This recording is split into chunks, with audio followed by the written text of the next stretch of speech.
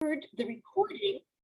Oh, so here we go. We just started recording. So now everybody crimp up. This is it. And the recording will be posted and it will be available for reference. It will be posted to the member portal on the UNWLA website in 2 weeks, where anybody can access and replay the video and review the information and the content. Next, please, during this session, please keep your audio off, right? Stay on mute, but please leave your video on. We really want to see you. Zoom has a pretty, Zoom is pretty, disconnected from everybody. We don't have real live connections. So we really want to see you because it really helps us monitor how we're doing and have a connection to our audience. Next, we will be taking, Pani Irina Buchkowska, I believe, will be taking group photos every once in a while, but there will be advance warning when the pictures will be imminent. So you'll have time to just, fix that last little hair strand that might be sticking out somewhere. After this meeting is over, there will be a survey, okay? You will get a link, an email with a link immediately after we are done. So please be ready to give feedback about what you liked today or will like today, what you don't like today, what you think should be improved, and what you would like to see another time. This is really, we really are looking for positive feedback. We really would like to know how to improve this kind of meeting. This has really been conceived as the first of a series of sessions. And so the next of these sessions for branch presidents will be training on how to complete the new online annual reports for branch presidents and branch chairs. These online reports are going to replace those paper reports that have been the curse of many presidents and officers before, much agina in previous years. So please note, and we're going to mention this several times today, that this next training on online annual reports for branch presidents and branch chairs is going to be scheduled for Saturday, June 28th. And the recording will be replayed on Sunday, January 29th. So note these dates, keep it in mind. We really want all branch presidents to be present. So we're kind of asking it to be obligatory for you or your representatives to come. All righty, and so Nadia Ninka is going to show you how to access chat windows for your questions. Nadia, please.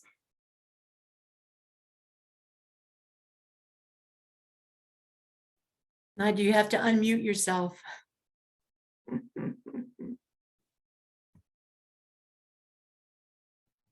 Я забуваю, перепрошую. Я не можу вам показати, I can't show you, I can only explain to you.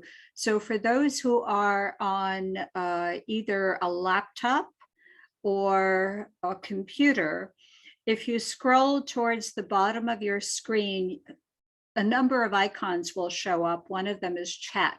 It appears sort of in the middle bottom of your screen. And when you click on that, a chat window will open up on the side of your screen, on the right side of your screen. And you can type your message in there. You could type it in Ukrainian or in English, and you can actually ask your question, or you can simply say, I have a question, please unmute me, and you will be called upon.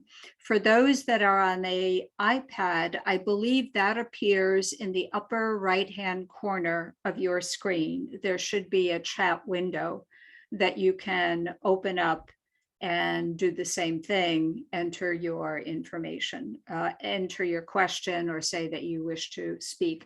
Please, when you do, when you are typing in a question, indicate from which branch you are so that we know who's asking the question and from which branch. Thank you. Okay, дуже дякую, Надю. All right, so let's start with the formal part of today's conference session, seminar. There's many ways to call it. Дорогі голови та членкині відділових управ, dear branch presidents and branch officers. The Ukrainian language is the tie that binds many of us to much of our Ukrainian heritage. And so today I will initially speak in Ukrainian and as an introduction, as will our president Natalia Pavlenko. An English translation of our words was sent to all presidents this morning if you wish to follow the brief introductions in English. Regretfully, we were not able to secure the services of a translator for today. So once we move into the more technical aspects, the talks will be in English. Okay, привіт, привіт всім. What a wonderful turnout. Я називаюся Ірина Савчендал, оригінально вихована в Нью-Йорку і тепер вже живу в Нью-Джерсі. Я є довголітньою членкинею могутнього 75-го відділу, який тепер працює у Морріс Каунті, Нью-Джерсі. Я вже мала не кілька посад у нашому відділі і нещодавно відступила від своєї каденції головства. Так що моє головство ще мені є дуже свіже, і всі мої помилки ще мені сидять на голові. Нині я маю честь бути вашою ведучою на цій зустрічі.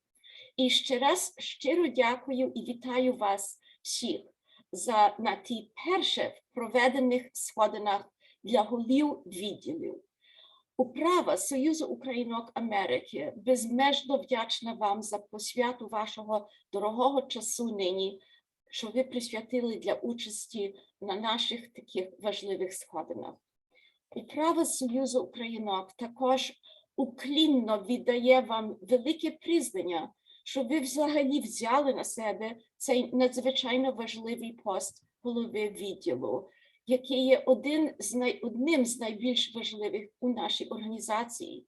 Ви – це є перша ланка адміністрації Союзу, ви є ті, що маєте безпосередній зв'язок з нашими дорогоцінними членкинями. Ви є тією рушійною силою, ви є наш мотор, яка здійснює ідеї та втілює в життя ідеали Союзу. Управа Союзу добре знає, що ця посада вимагає багато вашого часу, що вона включає великі відповідальності та вимог. Нові голови мають багато питань, багато до роботи, і не все у відділі є такі старожини або ветерани, які можуть порадити, вказати, і як що виконується у відділі і в Союзі. Також з початком діяльності нової управи СУА, яка перебрала в червні цього року, також будуть впроваджені зміни. Тому, шановні голови, цей семінар навмисно створений для вас з метою підтримати вас у вашій праці. І це є, направду, наша головна ціль нині, щоб ви були більше впевнені у виконанні вашої праці та щоб ви були в курсі справ щодо нових ініціатив СУА.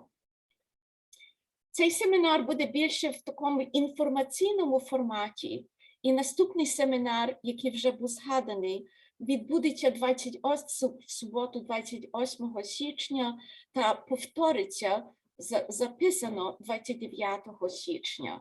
І направду конечний, щоб ви брали участь в ньому, оскільки на ньому навчимося, як виповняти нові електронні звіти, що замінять ті паперові звіти і будуть набагато простіші і, отже, легші до виповнення, але, може, потребують вступні такі вправи, як то робиться.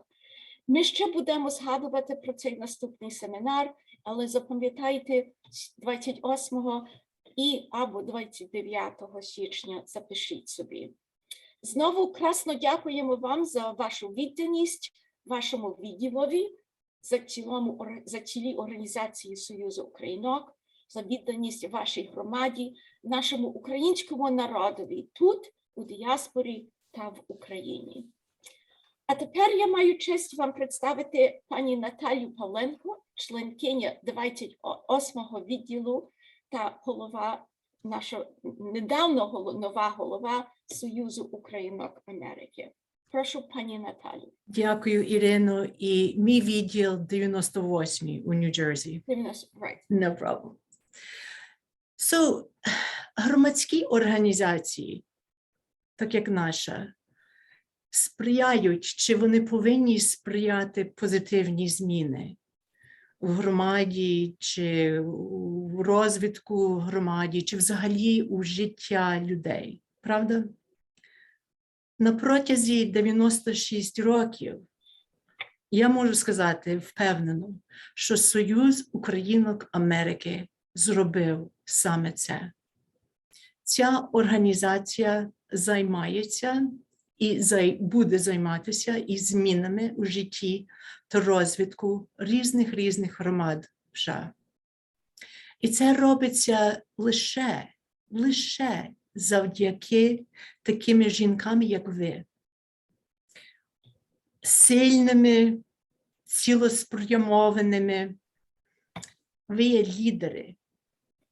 Всі, що сьогодні тут на цих засіданнях, ви всі є лідери, які допомагають втілити цілі нашої організації в життя.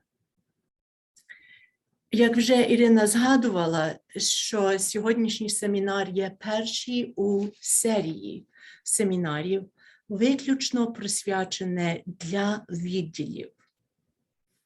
Ви є надзвичайно важливою і незамінною частиною СУА. Без вас... Оксана Козіяк. Join the meeting. Без вас неможливо зробити ту працю, яку ми робимо. Тому ми хочемо, маючи на увазі ціла головна управа, хочемо спілкуватися з вами постійно і часто. І що навіть більш важливіше, ми хочемо чути від вас відгуки постійно і часто. Я знаю, що ви поділяєте нашу відданість до здійснення важливої цілі СУА. Це є об'єднання жінок українського походження, які віддані служінню, дружбі та готові допомогти втіленню в життя освітних, культурних ініціатив та гуманітарної допомоги українцям у всьому світі. На протязі наступних 3, тепер 2,5 років, нашою найголовнішою метою мусить бути зміцнення цієї організації на першому місці. Ми можемо рости, але ми мусимо зміцнити. І в цьому ми будемо надавати вам, відділи, ви, лідери, всю потрібну підтримку і полягатися на вашу відданість і ваше лідерство.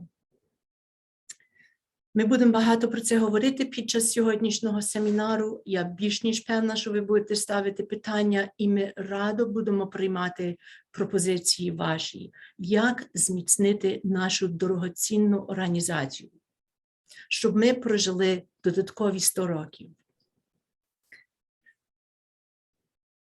Я хочу висловити особливу подяку Ірині Савчин за організацію сьогоднішнього семінару, бо вона вклала дійсно дуже багато праці. А також подякувати всій команді, яка допомогла нам зібратися сьогодні. Це Надя Ненька, Тетяна Тимків і Оленка Крупа. І це все. Дозвольте мені передати слово ведучій цієї зустрічі Ірині. Тож, починаємо. Окей, дуже дякую, Наталко, за такі чудові слова. І направду ці сходини не тільки могли відбутися, бо Наталя має таку візію, і це підтримує до здійснення нашої і підтримки нашої організації. Так що я дуже дякую Наталі також. Okay, перекидаюся на англійську мову, and we will go to the agenda. We'll have a brief review of the agenda and what you can expect today. So Nadia Ninka is the master of the computer master for today, and she will be tossing up, posting, share screening the, okay, here we go. So I have the task. Okay, now I have lost my words. Okay, I am so sorry. All right. Okay, I'm going to be a little bit extemporaneous here because I just lost my cheat sheet. Okay. I've mentioned, Natalia has mentioned that really the basic purpose, the main purpose for today is to pass on information, to share information that will help branch presidents run their branches and meet their goals for for this particular term that they have taken on. So if you look at the agenda is first presented in English, and if you scroll down, if Nadia can scroll down really quickly, she can show you that the same agenda is in Ukrainian, but I will be referring to the English portion of the agenda. You'll be happy to know we've already knocked off the first two items, so that's really great. We will shortly go into responsibilities of branch presidents. Today's session is not a complete course on how to run a branch. One of the hardest things that we had to do was actually select a few items that we thought, a few topics that we thought were the most important for a new branch president or a returning branch president to know right now at this point in time in December of this year in your tenure. And so we picked a few items and regretfully had to discard other topics for conversation.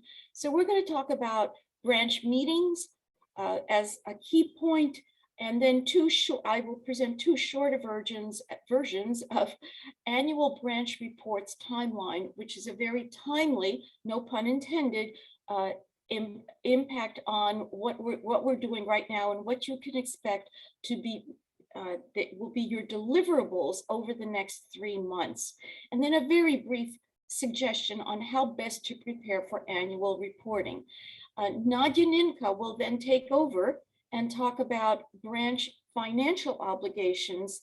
And then we'll take you through the UNWL website, which is so important right now because there is a lot of new material on the website to help branch presidents as a resource to help branch presidents run and their branch officers to run their branches in the spirit of UNWLA. She will also talk about the responsibilities of the chairs of branch standing committees, which are really a very important support and resource for each branch president. So if you know what they're supposed to do, and you can get them to do what they're supposed to do, I'm talking about the standing chairs, then your work as branch president will be that much better. We will then go to Pani Olenka Krupa, who's going to introduce a new initiative for next year for UNWLA, the 2022 Calendar of Engagement. Again, another tool, another resource that will unify us across the country in terms of activities. Nadia Ninka will come back and give you fundraising guidelines so that you have some idea of what you can and cannot do in terms of fundraising. We all have wonderful ideas. We just want to make sure that these fall within legal guidelines and tax IRS guidelines, because we definitely don't want to deal with the IRS. As we mentioned, we've already mentioned that the next meeting date is going to actually be January 28th/29th. And then we're going to have, I'm sorry, I skipped the open Q&A, which we will have after the agenda is over. After each of these segments, we will have a brief 2 to 3 minute window where we will entertain questions and answers. Okay, terrific. Thank you very much.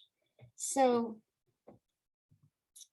let me let me just try to get to my screens. Irina, Proszę. can I offer you some help? So Yes. at the top right of your screen, Right. you should see like a little grid. Yes. Select Exit. that and do exit full screen. Exit full screen. That's what I want to do. Okay, terrific.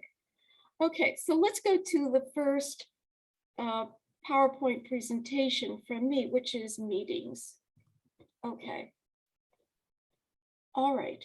So I will be remotely helping Nadia go through the meetings. Okay, so how to hold successful meetings and develop your programs. The first slide is a repeat, a привет and welcome, about the importance of your role as a branch president.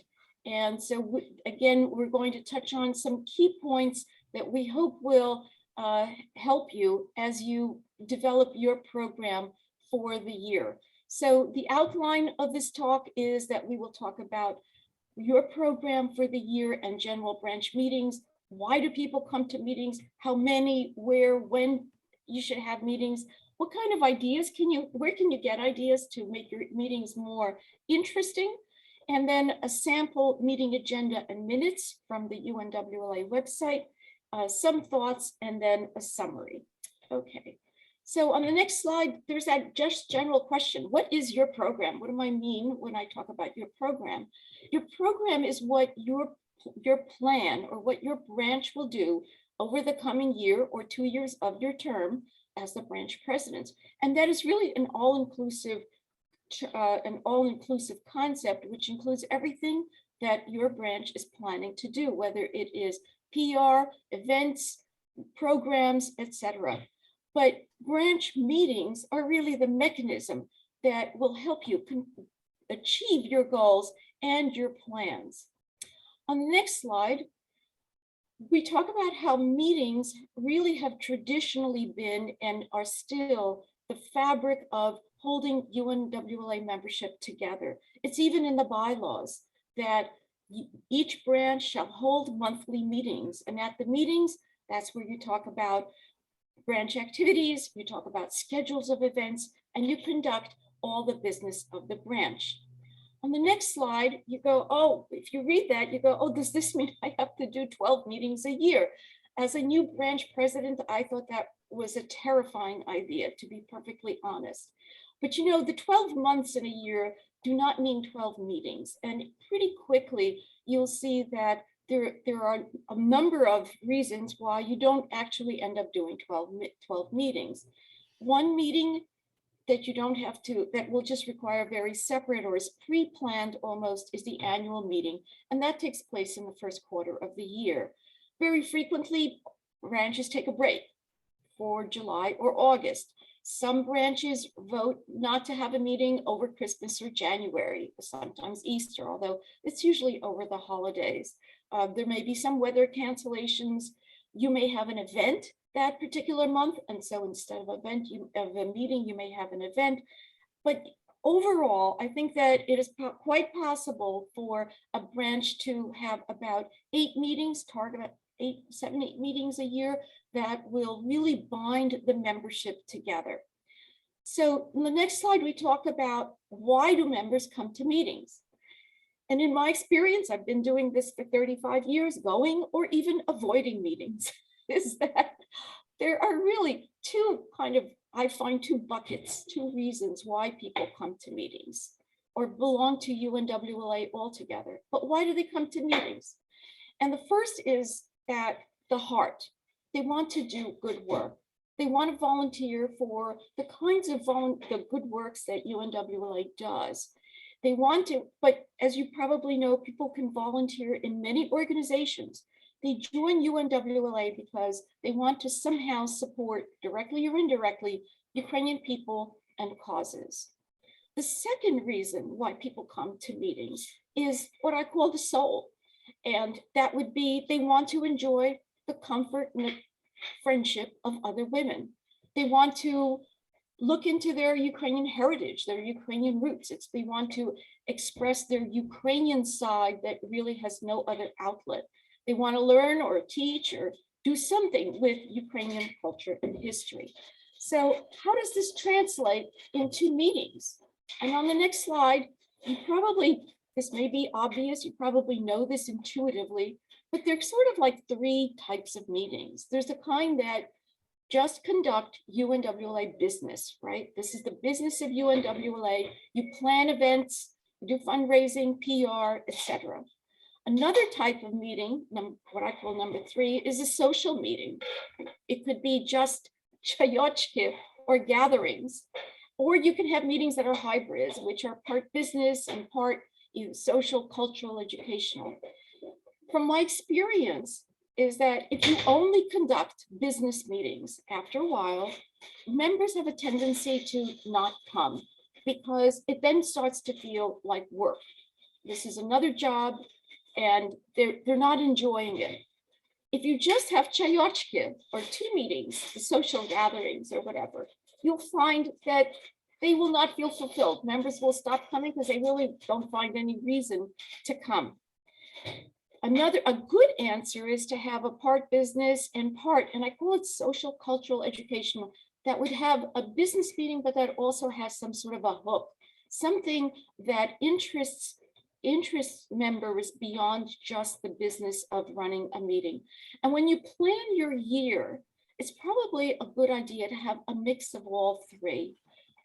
Not that many social meetings because people do find them to be monotonous after a while, but you will find that if you can include all 3 types, that you will most likely get a better representation and a better attendance at your meetings. Now, on the next slide, you might be thinking, oh my gosh, not only am I saying that you have to plan like fundraisers and events and support UNWLA causes, but does this mean also you have to develop hooks? And so on the next slide, I talk about where to get ideas for these kind of hooks that would attract people to meetings.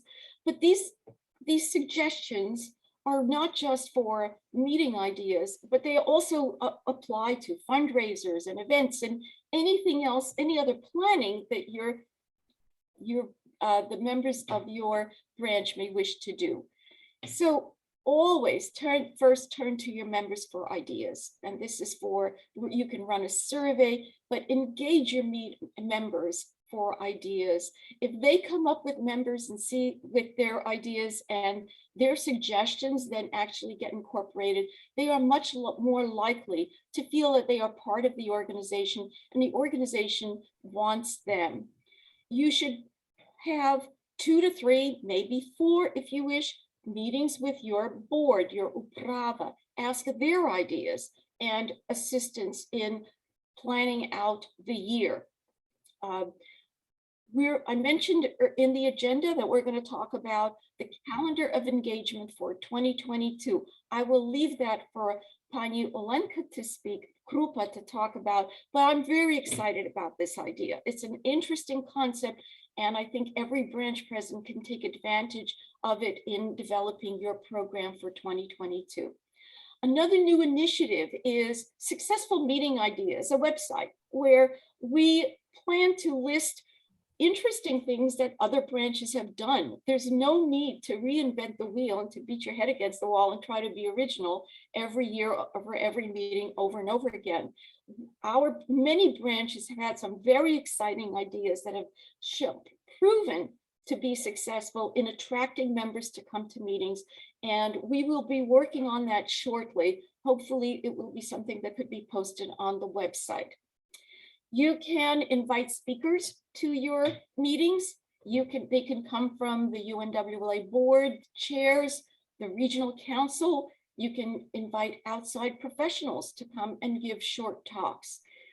You can share meetings with other branches. In other words, you can conduct your business, they can conduct their business, and then get together either in person or on Zoom and share some sort of a cultural event at the meeting, something that would attract a better attendance.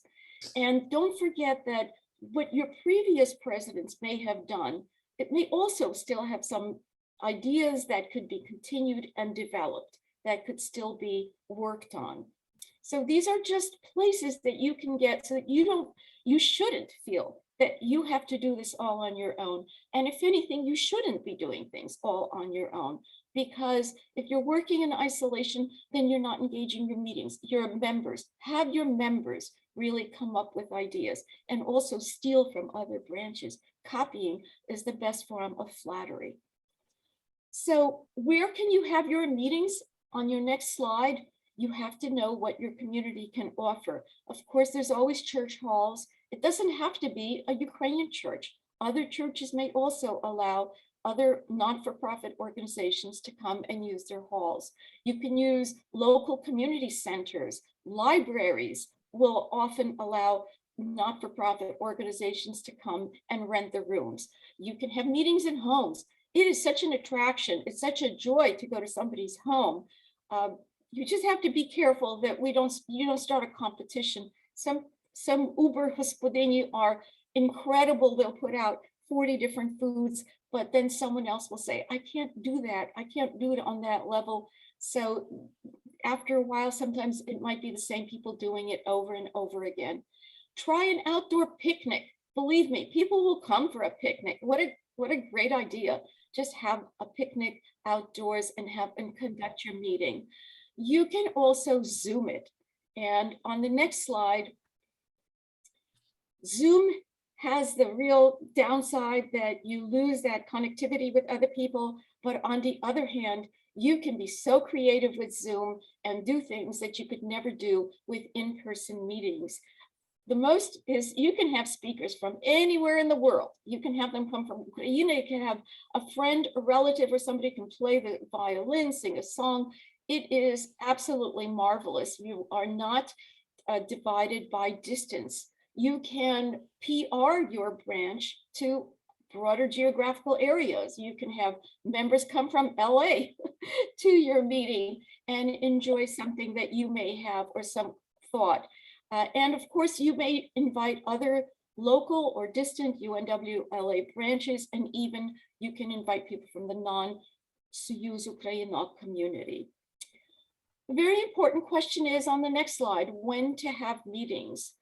It is one very useful suggestion that many branches find very productive is to pick one time every month, same time, same place, or same time, same day each month, and then have that stand for the year and then change when necessary. So adapt on a month-to-month basis.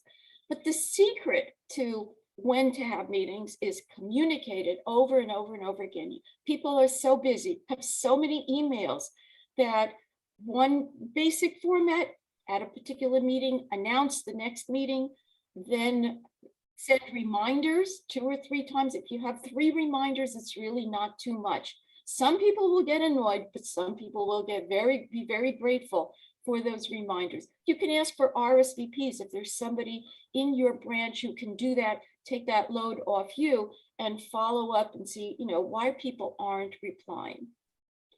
So on the next slide is a sample business meeting agenda, what I call business in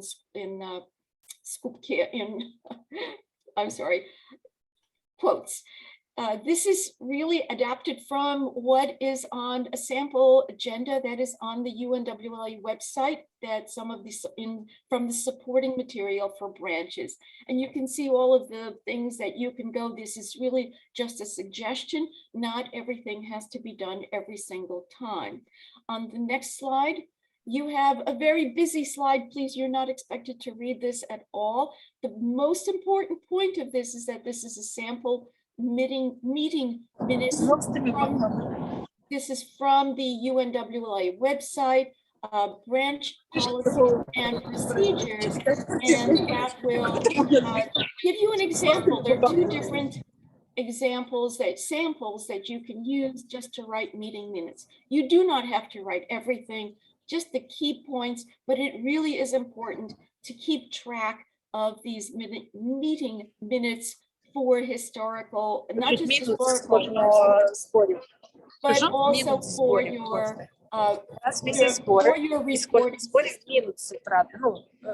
Okay, if somebody is not on mute, so please. I think that's someone on a telephone that Oh, has to okay. mute. No problem. Try to make your members feel proud of being members of your branch.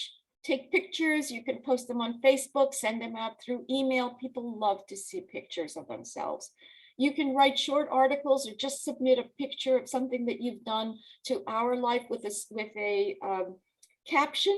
Doesn't have to be a whole article, just something that you've done to Our Life, the Ukrainian press. Be sure to write quick updates. The more communication that your members get, the more they will feel part of your branch. And last, and this is really an intangible, set the tone. Set the tone, be appreciative of everybody all the time. Thank them in public, by name, for all their contributions. Thank them before the event. So-and-so is going to do something or another. Thank you. Thank them during the event. We're thanking so-and-so for doing something or another, and then thank them again after it's over. Everybody wants to be acknowledged, and the more that you acknowledge someone, the more that the other members actually feel a positive tone and are more likely to contribute their time. And also be inclusive. Whenever you have 10, 12, 15 women, be careful that that you don't form cliques or keep referring to the same people over and over again. Okay, on the last slide, we're just summarizing up what we talked about today. We talked about why meetings are very important, and they really are very important. We talked about the different styles of meetings. We talked about when and where, different meeting ideas, how to plan a program, how to entice and attract members to come to your meetings.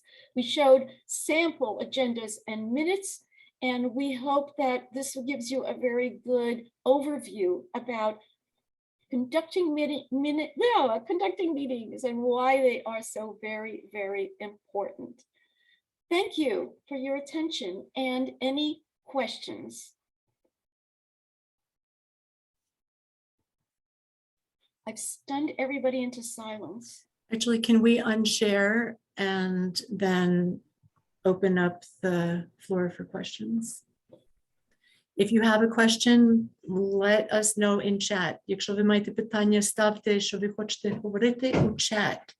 І тоді ми вас попросимо unmute і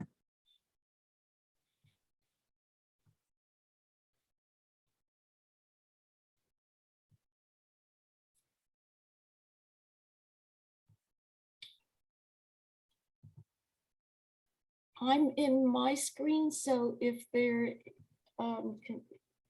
I'm not seeing whether or not we are getting any chats. Ірина, дуже гарна презентація, дуже вам дякуємо. Поки що ми не бачимо ніяких питань, але хочемо всіх підтримати для того, щоб панство, питайте, дорогі союзянки, якщо маєте якісь питання, можете просто написати своє ім'я. І ми... Я бачу, що Ліда Базарко має питання. Я маю питання, я чомусь не можуся вписати на чат. Моє питання є, то був a PowerPoint presentation, може я не дочула. Will this be up on the website, що ті люди, які не могли бути, будуть могли на це подивитися і собі навіть відбити, print it out, щоб мали собі на взірець, на будуче. Так, очевидно, absolutely. This will be available. Докладно як і коли іде, то я то передам на дільниці. Дякую. Так що до 2 тижнів ми хочемо всі ті матеріали мати на вебсайт. І ми то будемо, як я буду сьогодні показувати вам трошки пізніше наш вебсайт, то я покажу, в якій формі воно буде і як буде виглядати. Але так, всі ті матеріали там будуть, і всі матеріали, які знаходяться на нашому вебсайті, є так звано downloadable. Значить, це їх можна видрукувати собі на своєму комп'ютері. Дякую. Дякуємо. Також Віра Смith from branch 107, she has a question. Pani Vira? Yes, when are we going to start reporting online? When will everything be ready for us to use the online reporting, the annual reporting? Great question. So я перейду на українську, and then I'll do it in English. So 28-29 січня. Один день буде лайв, другий день ми будемо знову повторяти ці інформації. Ми перейдемо цей новий формат звітів. Це в січні. Ми його тоді вишлемо на початок лютого. Ви матимете цілий місяць, щоб його закінчити і відправити назад до канцелярії. So the 28th, 29th, there will be a training on the new electronic annual report form.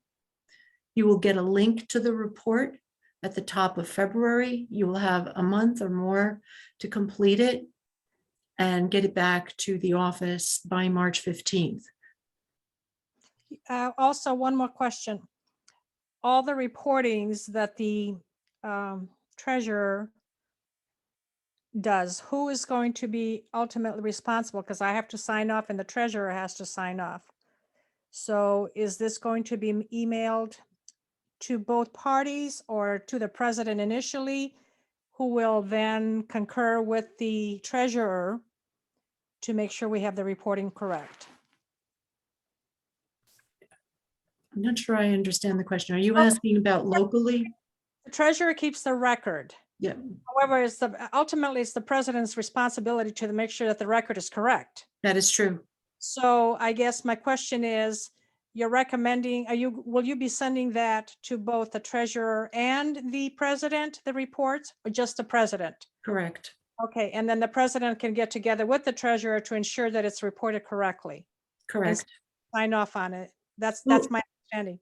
Yeah, we'll be going through that kind of detail in particular on January 28th, 29th. I see, okay.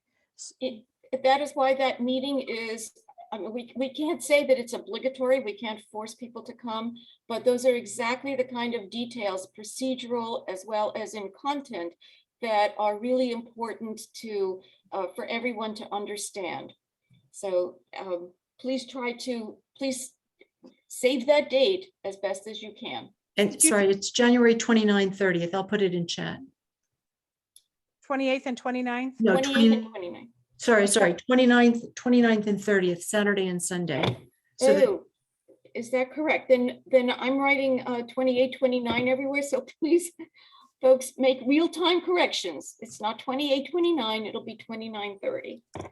You're going to send an email to join the Zoom again, okay? And then, you will get another invitation. okay, It will also be by registration. There will be many notifications. The notifications will start to come out after the new year. So please don't expect anything until after the new year. okay, дякую. Okay. Дуже дякую, дуже There was one comment about putting things up on the website. And I just want to mention that everything that we put up on the website is in PDF format, because we do understand that not everybody has the same version of Word or Excel or is able to open those, or even PowerPoints. So all of these various documents will have to be converted to PDF before they are put up on the website, so that people are capable of opening them and downloading them. Okay, Do we great. have time for one or two questions? So we will work on them later after the presentation. How about if we continue and then let me finish the next two segments and then let's take some more questions. Okay, sounds good. Thank you. Okay, so the next segment is on timelines. So this is the winter period between December and March require several deliverables from the branch president and branch treasurer. And when I took over as a nascent branch president, I remember, even though I knew these things had been happening and so forth, it was quite, I was very surprised at the amount and the timing of the various deliverables. And so this is just a brief overview of what those deliverables are so that a branch president will know to expect them as they come. On the first slide, these are, here I have a graphic. The graphic is a box for the UNWLA headquarters, right? They're the ones who are going to be sending and receiving, and then you as branch president will be receiving and sending. And right now we are in this window, in this December deliverables window of December through March. Two things should have already happened. You should have, as branch president, should have received the branch membership list or the adresar that is current for your branch. And you as branch president should have hopefully transferred this to the membership chair of your branch, and the membership chair should have had an updated, should have corrected the membership list. On the next slide, it was due December 1. So if you haven't received this from headquarters, if you haven't received the membership list from the headquarters, please find this membership list as get in touch with headquarters, indicate that you need this, that you haven't gotten it yet. If you have received it, please make sure that it gets corrected and sent back as soon as possible, because all of the other deliverables depend on having a corrected address list with a correct number of members.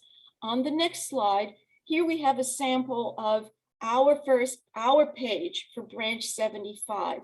And I think some of the graphics didn't come. You can see that in red. So I wrote 25 line drive.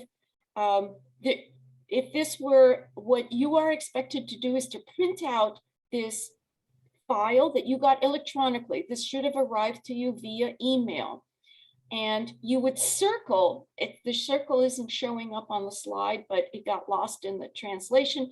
But I would circle the 10 Omaha Drive, put it in bold color, put the correction right next to it. They want the correction to be on the paper, on the file that they sent you. If you have a deletion, take a nice red marker and just cross out the whole line on the paper that you actually get. If you are really tech savvy and you can draw this into the file directly, then that's great. Like this is really a text box, and if you have draw functionality, you can do it in the electronic file, you can do it digitally. But if not, the basic process is to print that file out and on that paper copy, make any changes. On the next slide, so this would be a summary. You print out the hard copy. You make your visible changes, changes directly on the hard copy, mark it, cross out the members who are no longer part of the branch. Do not change the surnames. So for example, I go by Sauchin in Soyuz Ukraina, right? My real name is Sauchin. If somebody switches and makes it Dal Sauchin, then all of a sudden that person counts as a new member. Screws everything up. So whatever name people have, let them stick to the names so that alphabetically they show up as the same, in the same spot, and they are counted as the same single person. If you have new members and you have multiple sheets, or on the first sheet, add the new member in that same format of last name, first name that you have on the columns already there, make a row, and add the new members data on at the end of the hard copy file.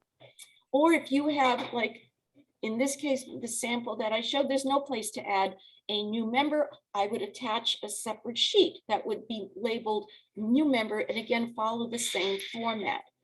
Do not, this is the headquarters really asks, do not send your membership list in lieu of this hard paper copy, because they cannot track where the changes exist. So please don't send in your membership list, just take the copy, mark it up, and send it in. Okay, so that's what should be done by December 1st. All right, what else is going to happen between now and March? So in mid-January, you are going to get, you as branch president, are going to receive a statement from headquarters for the dues and the payments, depending on the number of members that you have based on that membership list that you have already sent in. So December 1, there's a new list. January 15th, you will get a statement or a bill for what your branch owes headquarters. And you have a month until February 15th. So you pass this on to your treasurer. Your treasurer writes out a check, and this has to get back to headquarters by February 15th. So your payments are due by February 15th. Okay, so the next input from headquarters will be the bill, and then your payment goes back. All right. And then we have the branch reports. In early February, as Natalia has already mentioned, or Nadia has already mentioned, I'm sorry for confusing, you will get a link for the branch reports. So the online electronic digital reports that are new this year. That is why we are having the training to be at the end of January, so that when you get these links, that you already have some experience or some knowledge about how these reports are meant to be filled out. So you will get the links, and you have until mid-March to finish those reports and to submit them, and they will be submitted online. Okay, let's just rephrase all of that, a summary of all of the deliverables on the next slide. So the membership list is due now. The updated list is due now to send back to headquarters. In January 15th, you get the statement. February 15th, your treasurer will send in the statement to headquarters for the branch membership. In early February, you as presidents will receive a link to the online reports. And then you have a month for the branch, for you as branch president and your chairs to fill out the online reports, right? And remember, the training for the online reports will be January 29th and 30th. Please correct that at this point, all right? There is one more item that takes place in May, one more deliverable. The branch treasurer submits an e-card or an e-postcard to the IRS, and that will be covered in another talk. Okay, so any questions? So that was it for the deliverables for this time period. I hope that you have found this useful. Any questions? Оля Черкас. Pani Oля Черкас, you posted a question. Do you want to read your question? Моє питання, my question is previously we had to sign, whoever the chairperson was for our committee, and also the president needed to sign it. In the new reports, we'll both need to be signing all of the reports. I pass that on to Nadia and to Natalia. I believe that the only signature as such is from the branch president. But again, we'll be going through all of that in detail in January. Yeah, thanks, Nadia.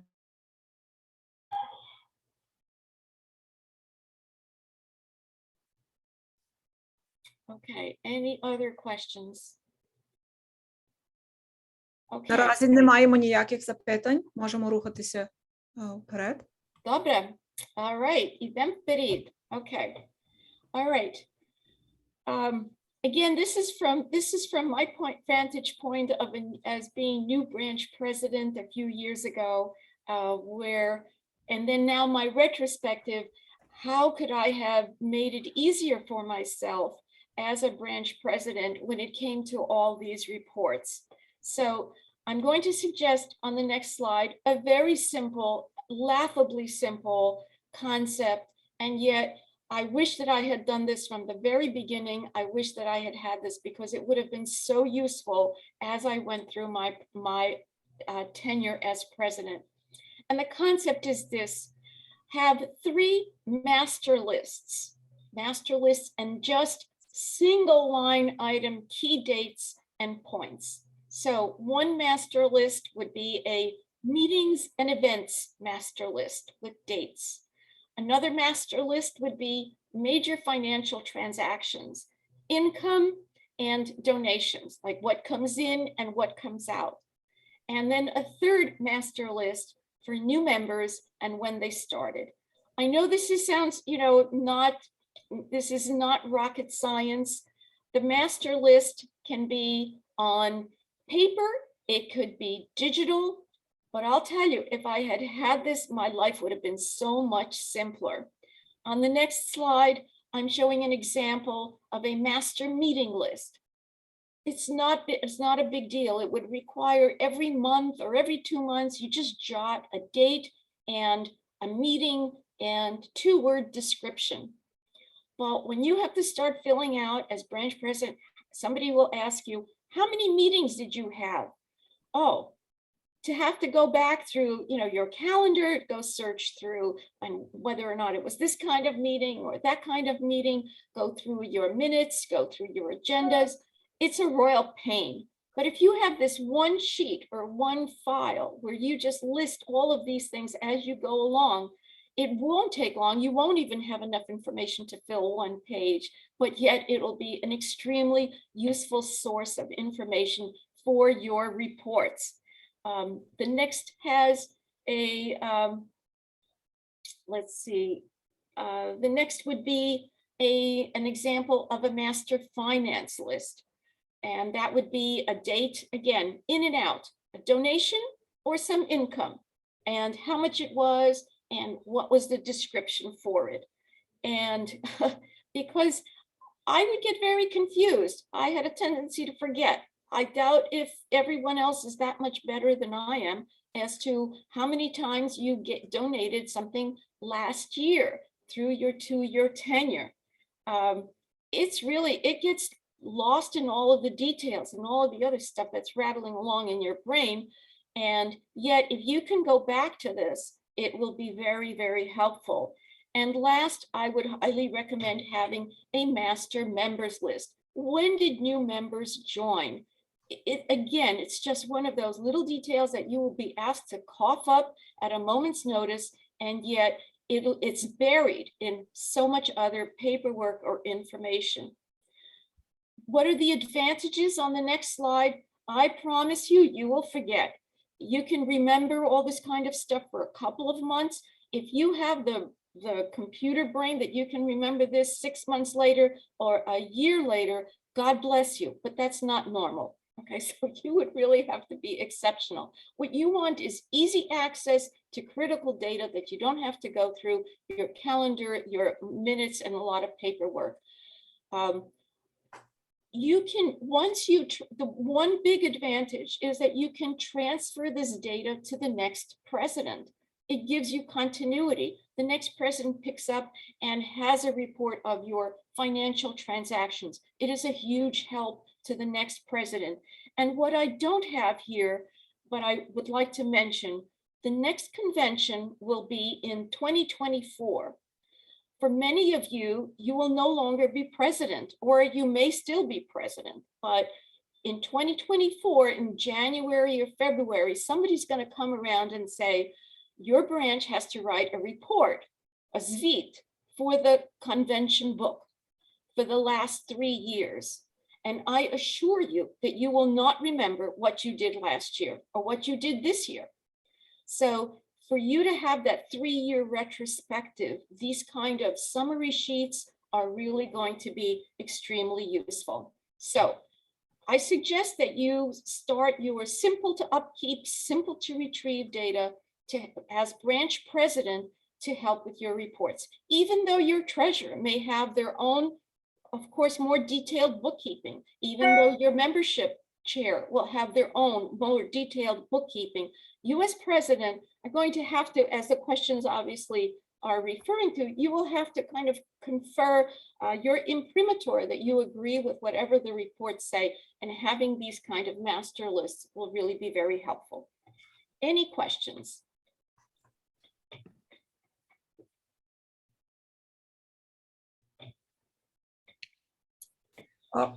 Це є питання від пані Віри Березовської. Я трошки не розумію, чи це запитання, чи це є порада. Пані Віра Березовська, чи ви не могли би трошки нам допомогти зрозуміти, що ви маєте на увазі на рахунок completing of annual report in the monthly minutes?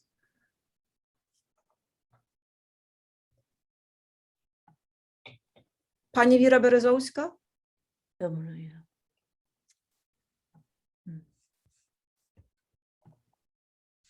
Vera, if you could unmute yourself.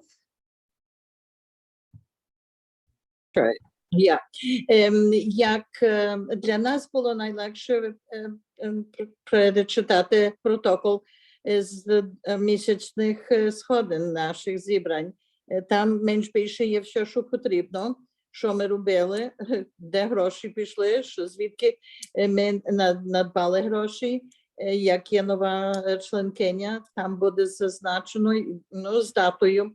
Так що то є так само ще одне місце, де можна піти і перечитати. Так 12 чи 8 чи 9 сходин, то не є аж так дуже тяжко туди.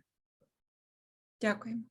Я тільки зауважу, що як хтось відступає від головства, наприклад, а тоді, скажімо, що ця каденція кінчається, а тоді хтось другий перебирає, то, звичайно, передається всі книги і всі папери слідуючому новій голові.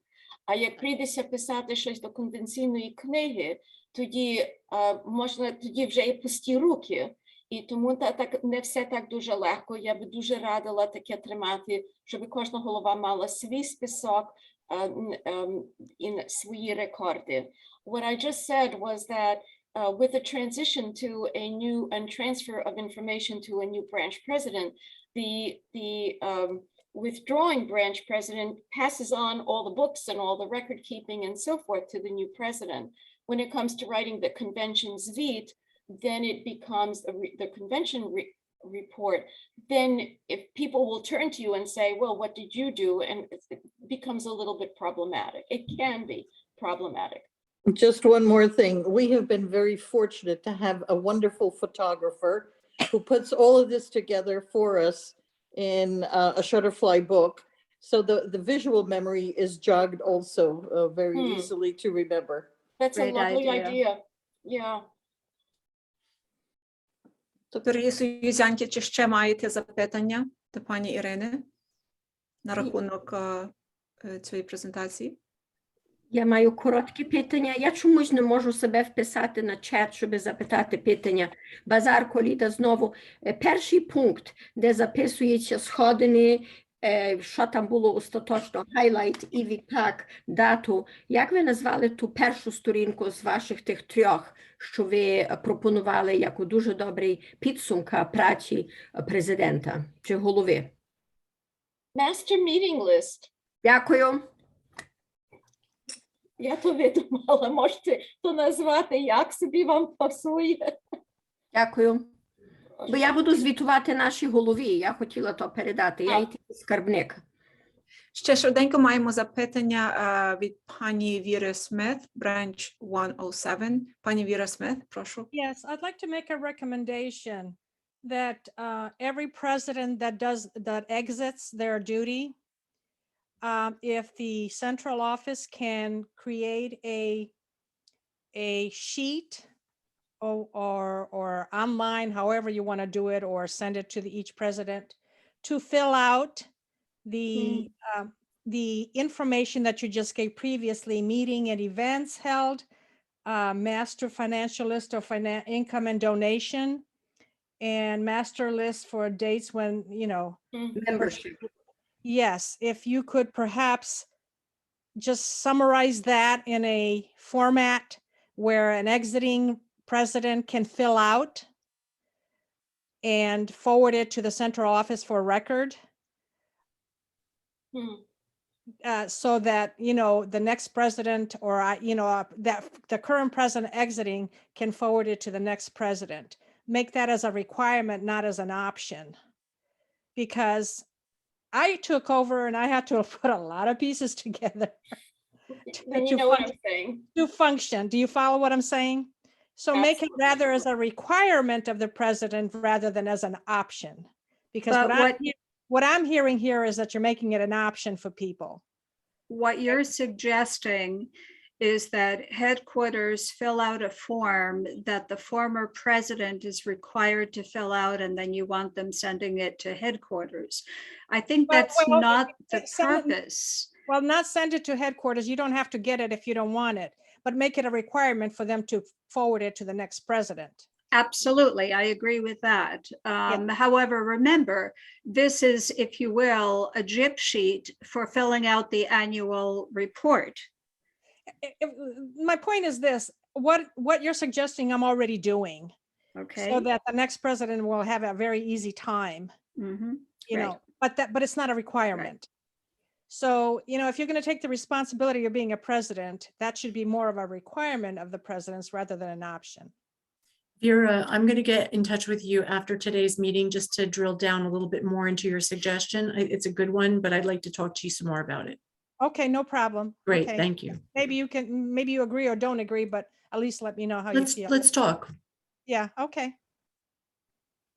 If we are ready to I'm sorry, go ahead.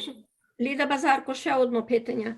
То та ваша пропозиція, пані Ірено, то є для особистості, для президента, бо ви далі, як будемо 29 січня мати сходини, ви тоді точно з'ясуєте, що ви хочете бачити як офіційний звіт від відділу до централі. А то є тільки підручник, який ви сугеруєте для голови. Так тільки, щоб ми знали, щоб той підручник не зробив ще звіт. Отже ж ми фактично повинні почекати до кінця січня, щоб точно централя з'ясувала кожному відділові, як буде виглядати остаточний звіт. До відділу. Правильно. Дякую. Дякую. Дуже дякуємо, що ми є готові продовжувати наше засідання і рухатися до наступної презентації. Добре. Так. Окей. Пані Ірина, як маєте секундочку, я маю пропозицію від пані Діани Курдуба-Савицькі. Вона просить, чи ми не могли би зробити паузу буквально на 1 хвилину, щоб зробити груп-фото для Facebook. Чи це є добрий час для всіх? Може тепер, або як це скінчиться, я би потребувала це stop share, щоб я би могла бачити всіх in the gallery mode. Ми можемо, потім чи тепер. Я лише не хочу забувати, що Щоб ми забули і змучені більше були. Окей, то Я ще тільки хочу сказати, що з картинкою Ірина Бучковський, то є Стефа Перонг, голова 43-го відділу нашої округи, і на телефоні є Оксана Козяк, голова 91-го відділу. Дуже гарно. Треба записати, що офіційно хто є. То в такому разі я тепер передаю, at this point, I am transferring the platform to Nadia Ninka, who is the first vice president of Soyuz Ukrainok, right after Natalia Pavlenko. And she is going to conduct the next 3 segments, the annual financial obligations for each branch. She is going to walk through not everything in the UNWLA website, but the supporting materials specific for branches and branch presidents. And then she will talk about the responsibilities of the branch standing committee chairs. Pani Nadyu, take it away. Привіт всім. Я є Надя Ненка, перший заступник голови. And my major responsibility, aside from taking over from Natalia whenever she can do something or following up on things that she asks me to do, it's to make sure that all of our documentation is posted on the website and created so that we have policies and procedures documented, that we have position descriptions documented, and of course the executive helps in that process, but it's to make sure that all of that documentation is updated to our website and available to all of our membership. So right now I'm going to be talking about branch financial obligations. So the financial obligations of branches are determined by our bylaws, by resolutions that are passed at the National Convention, and by our regional councils. And the branch financial obligations policy document is located on our website and the member portal, which I'll demonstrate a little later. But what I'm doing here is giving you a synopsis of that particular document. So you will be getting a branch annual payment statement in February. And that statement is made up of the following 7 elements that go into making up your invoice, if you will. It's annual member dues, annual branch dues, a representation fund, an Our Life press fund, branch museum dues, an education fund, and membership status fund. All of these things put together make up the annual payment statement, which you are then obliged to pay in March. So talking about this breakdown, annual member dues. Well, each one of your members is required to pay $45 in annual dues. This includes publication of Our Life. Now, the branches may establish additional dues based on the goals and needs of the branch. So, for example, my particular branch, our branch dues are $60. That means that $45 of that $60 will be going to headquarters, and the balance remains with the branch for any of their particular needs. The second element is branch annual dues, and these vary between $253 to $480 based on the number of members in your branch. The fewer members, then the range is lower. The more members, the range is higher. And these funds are used for the daily operational needs of UNWLA as a whole. Representation fund is also based on the number of membership, and it ranges between $50 and $125. And it's used for travel expenses of the national board members to attend required meetings nationally or abroad, or to represent the UNWLA at important functions. Then Our Life Press Fund. This is a flat fee, $100 for every branch, and it's used to supplement the expenses of Our Life. Branch museum dues, also a flat fee of $100 regardless of the number of members you have, and this is used to support the Ukrainian Museum. Now, the reason for that is the UNWLA founded the museum in 1976, and as of today, it still retains 51% of the voting rights, and it is required by our bylaws. Then there is the education fund, a flat fee of $10 annually, and this assists branches with startup costs for preschool programs, and other educational materials. And of course, we have fewer and fewer preschools now because a lot of other organizations are picking up the responsibility for running Ukrainian preschools. But nevertheless, we still have an educational chair, and this also helps with various educational materials. A membership status fund, a flat fee of $10 annually from each branch, is applied toward the cost. Is applied toward the cost of dues exemptions that are approved by the national board. So in those cases where we have a member who cannot afford to pay their dues because of various medical emergencies, financial difficulties, age, and so forth, we draw on this fund in order to pay those dues on their behalf. Now, in addition to the branch annual payment, which is due to headquarters, the regional council may also require that each branch pay dues to the regional council. So in addition to paying branch dues to headquarters, there may also be a special amount of dues that is owed to the regional council. This is determined by each regional council. And the timeline was already mentioned. In November, headquarters sends their member lists to branch presidents for validation. That's where you make the corrections, the additions, the deletions, whatever changes. By December 1, the updated member lists are due back to headquarters.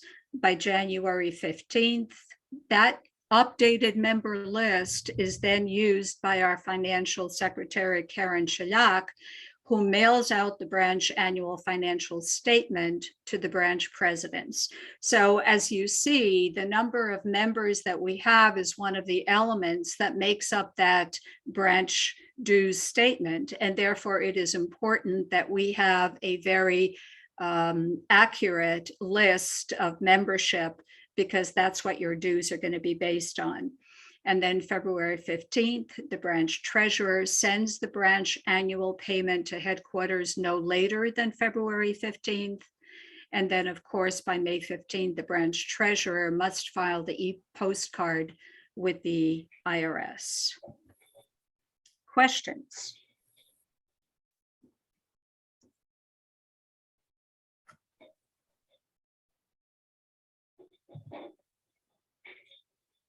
Дорогі союзанки, якщо ми не маємо більше запитань, то тоді ми можемо рухатися до наступного питання і презентації, які ми маємо на нашій адженді. Окей. Прошу. Так що слідуюче, ми хотіли вам показати важні інформації, які існують на нашій веб-сторінці. Так що дайте мені нагоду знову to share the screen.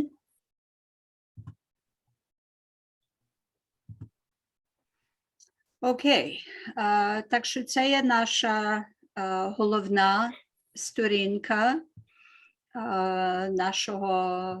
нашій веб-сторінці. І на першій сторінці ми маємо тут знімки нашої головної управи. Так що перший ряд – то є все членки екзекутиви. Другий ряд – це є всі наші референтки різних ділянок. Третій ряд – то є всі наші голови округ, плюс голови відділів віддалених і також вільних членок. І в послідному рядку ми маємо знімки наших редакторок Романи Лаброс і Лариси Тополі, редактори нашого життя. І послідні 5 – це є члени нашої auditing committee, Віра Кушнір є голова, і другі 4 членки, які є члени тої комісії. Тепер мені заважає тут знімка Zoom, перепрошую. Але найголовніше, ви можете дивитися тут на різні, наприклад, projects, які ми маємо, то є news, то є events. І то є все загальні інформації, що всі, чи члени, чи не члени, мають до того доступ і можуть переглянути. Але найголовніше, що я хотіла вам, як голови відділів, показати, то є Members Portal. І тут, як ви натиснете на Members Portal, sorry, I understand that not everyone speaks in Ukrainian, so let me switch over. On the member portal is divided up into certain segments. So for example, one segment contains our bylaws. So if you press on documents and then click on bylaws, that will open up and you will see the bylaws document, which you could also download and print out. The next section is organization, which includes information about our organizational chart. So if you're interested in what our organizational chart looks like, if you're not familiar with it, it's here. Also, the job descriptions of our paid personnel and our paid personnel are our life editors, as well as our administrator, our office administrator. We have here also Ukrainsky hymn, the Ukrainian anthem, and our UNWLA prayer in both Ukrainian and in English. The next section contains position descriptions. And the way this is organized is we have position descriptions organized at the national level, for the national standing chairs, the national executive, the standing chairs, the regional executive and the standing chairs, and also the branch executive and branch standing chairs, as well as branches at large, members at large, liaisons, and our life editorial board. So let's take a look at branch executive. I'm not going to go into detail on any of these, but I want you to know where they are found and how to get to them. So if you're interested in the job description of the branch president, this, by the way, is the executive board of the branch. The president, the vice president, the secretary, and the treasurer. These four individuals make up the branch executive. And if you click on any one of these, you will see the job description for that particular position. Gives you the overall responsibility and then the specific responsibilities of the branch president. And I'm sorry, I have to keep moving the grid. The grid is always in my way.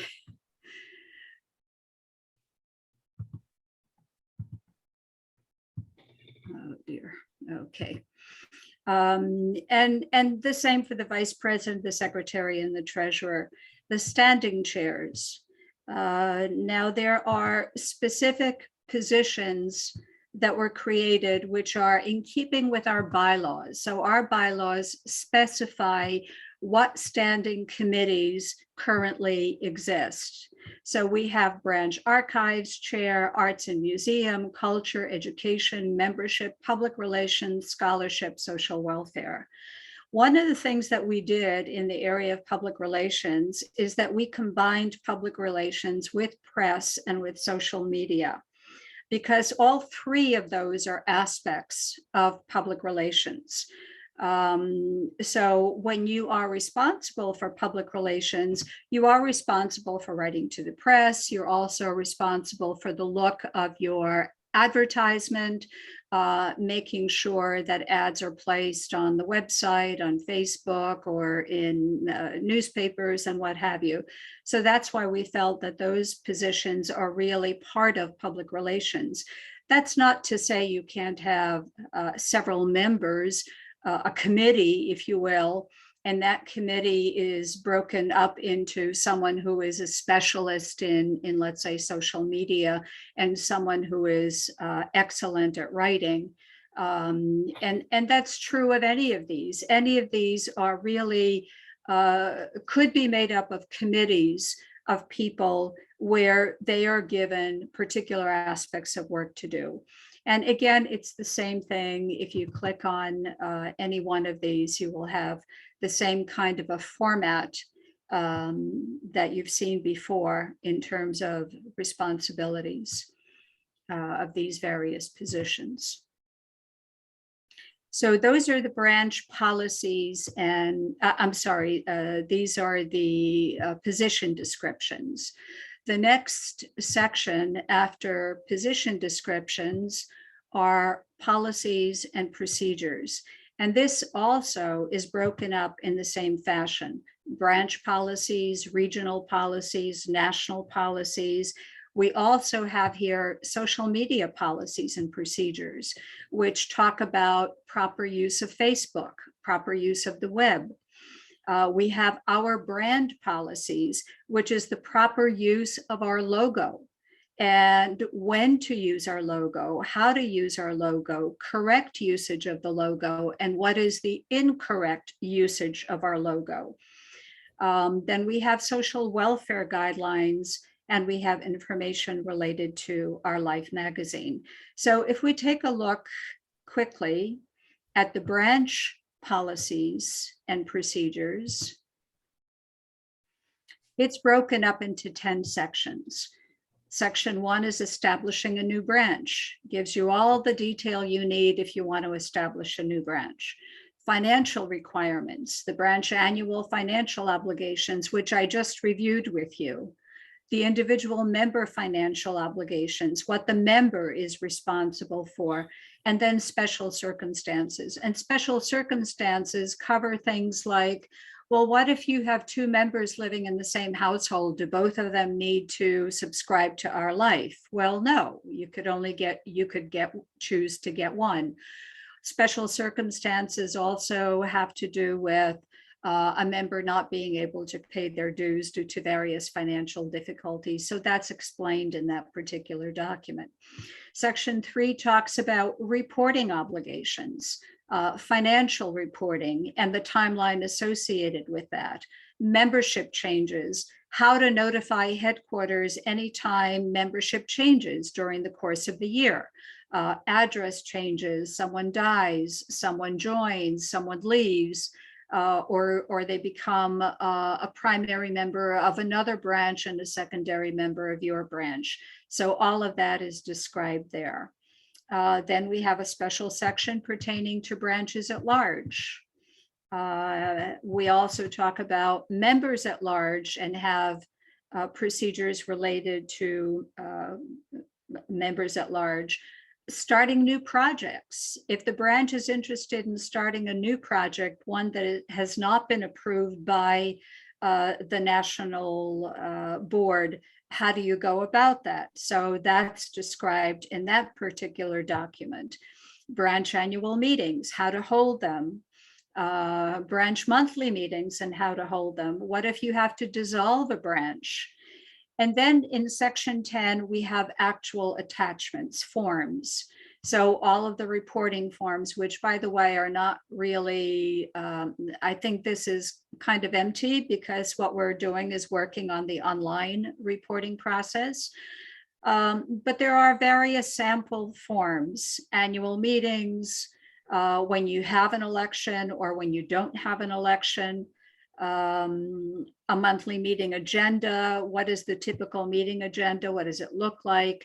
Samples for branch meetings, what the new project proposal form looks like, a membership application form in English and Ukrainian, and a dues exemption request form for, as I mentioned, those members who do not have the ability to pay meeting minutes due to various circumstances.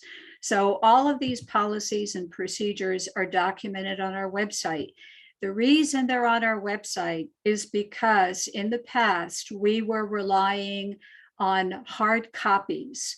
And as a result of hard copies, versions were getting out of control. Someone had a copy that maybe was 5 years old. Someone had a copy that was 10 years old, and we never knew what was current. And these things do change. So what we're telling our members now is don't rely on paper copies that may have been given to you from a previous president. If you want to know the most current procedure or policy or position description, please go to the website and download it from the website. And in a year or two, make sure you revisit the website because perhaps something about it has changed. For example, this year our dues have changed. They went from $37 to $45. Well, all of that is now being updated on the website to reflect that. So as things change as a result of our bylaws or our procedures, we ensure that all of the documentation is current and uploaded onto the website. So you should always have the most current view if you come here. I believe that was all that I was going to show on the member portal. I just quickly want to take a look if I have any other section beside policies and procedure. And then we have various forms as well, membership application, new project proposal, which is a duplication of other things that you've seen, but we are considering having a special section just for forms so people can find it more easily. So I think that was it for the website. Are there any questions related to that? Пані Надю, дуже гарно дякуємо вам. Ми маємо запитання від голови 76-го відділу Наталі Шмурон. Вона цікавиться, чи в майбутньому буде у нас така можливість, щоб мати переклад нашого веб-сайту на українську мову. Наш веб-сайт, як такий, значить, всі ті частини, що не включають Member Portal, є написані англійською мовою, тому що ми хочемо, щоб воно було відкрите для всіх. Значить, будь-який американець хоче знати про UNWLA, може там піти і буде мати нагоду бачити інформацію про Союз Українок і чим вони займаються і що вони роблять. Тепер Member Portal є інакша справа. На Member Portal це є для нашого членства виключно, то не є для загальної публіки. І ми працюємо над тим, щоб переробити кожний документ, який ми маємо тепер англійською мовою, то переробити і також на українську. Очевидно, нас зайняло страшно багато часу, щоб скінчити документацію всіх тих документів, навіть англійською мовою. Так що, щоб перекласти то все, так ми наймаємо особу, яка тепер над тим працює. Ми вже маємо деякі документи, які вже були перекладені, але ми ще їх переглядаємо і ще не готові їх вложити на веб-сайт. Але ідея і план є, щоб все, що знаходиться на Member Portal, було перекладено на українську мову, а все решта, яке залишається для загальної публіки, ми лишаємо англійською. Дуже дякуємо. The next question we have from Pani Vera Smith. She represents branch 107. Pani Vera, прошу. Yeah, I just have a clarification that I need. Is the change from 37 to 45 due for year 2021, or does that start in 2022? 22. So for 2021, it's still $37, right? That's correct. Дякую. Я хочу додати і підкреслити, що то є феноменальна праця. То є феноменальна праця і у візії, і також феноменальна праця просто в кількості тої роботи. Так що то все є дуже нове. То все є, як ви бачили, дати на декотрих тих документах, то все було з 21-го року, або може навіть із 20-го року. So this is all very new, and many members are not familiar with this or aren't aware of these forms and of the information that is available. But the most important thing is that you as branch presidents and branch officers have access to all of this information that is really new in content and designed to simply support you. It's only you in mind. So, мусимо всі дати признання Наді Нинці. This has been her major project. With the help and the support of the outgoing executive that served from 2017 to 2021, because it was a joint effort of all of them. All of the executive members, as well as several regional presidents as well, that also helped with some of the regional documents and regional position descriptions. So it is a joint effort. I may have project managed it, but everyone else were the contributors. Дякуємо. Маємо ще одне запитання від пані Ольги Михайлюк. Вона є з округи Філадельфії. Пані Ольга, просимо. Так, добрий день. Ви кажете, на веб-сайті є для того, щоб для американців було доступно по-англійськи, але ж є українці, які теж хочуть прочитати про союзянок, і їм теж буде цікаво українською мовою прочитати, яку колосальну роботу роблять союзянки. Це одне. А інше, я маю запитання, там було про український музей. Чи ми, союзянки, є автоматично членами Українського музею? Чи ми, коли заходимо, чи ми маємо membership? Чи ми можемо платити за membership? Як це є? Кожний відділ є членом музею, тому що вони мусять платити тих $100 вкладки, щоб бути членом музею. Але крім того, ми також запрошуємо, щоб кожна членкиня була також членом музею.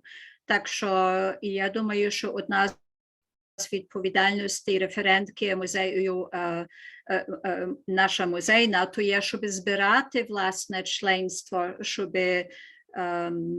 підсилити членство музею своїми членами. І не лише між членками, але також в громаді можна звертатися до знайомих, до членів родини, щоб також записалися в членство музею. А скільки коштує членство музею на рік? Всі ті інформації є на веб-сайті Українського музею, я зараз виставлю. Я Добре. думаю, що то є всього $20. І ще як Більше? 70 повне членство і 20, здається, є для senior citizens. Ми виставимо Ну лінк то на я музей. думала, окей. Yeah. Так. Є. Я знаю, бо я плачу. добре, і ще коротеньке запитання про вільних членок. Можливо, потім ви більше розкажете, тому що мене запитують, а я не знаю, як відповісти, і скільки їхній мембершип коштує. І якщо, наприклад, Філадельфії, куди вони мають належати? Ну, просто я нова голова в окрузі, і, можливо, ви всі знаєте відповіді на ці запитання, то перепрошую, але якщо буде змога відповісти, то буду вдячна. Так. Дякую. Так що членська вкладка для вільних членок є $58. То також включає наше життя, так що вони це одержують. Вільні членки є ті люди, які є далеко віддалені від будь-якого відділу, що їм є затрудно доїжджати на сходини, або які попросту не мають часу приходити на місячні сходини.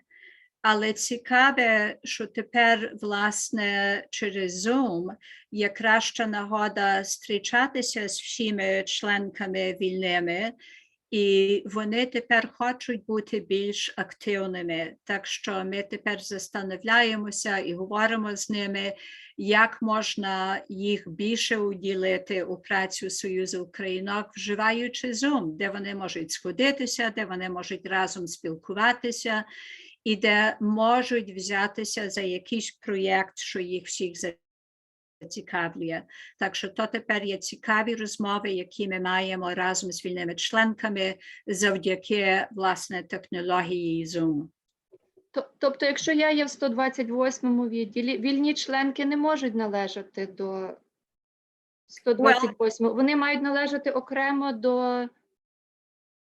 Я би питалася, якщо та особа є близько відділу, то чому вона хоче бути вільною членкою, а не членкою відділу? Їй би було вигідніше, я думаю, бути членкою відділу, ніж віддаленою членкою.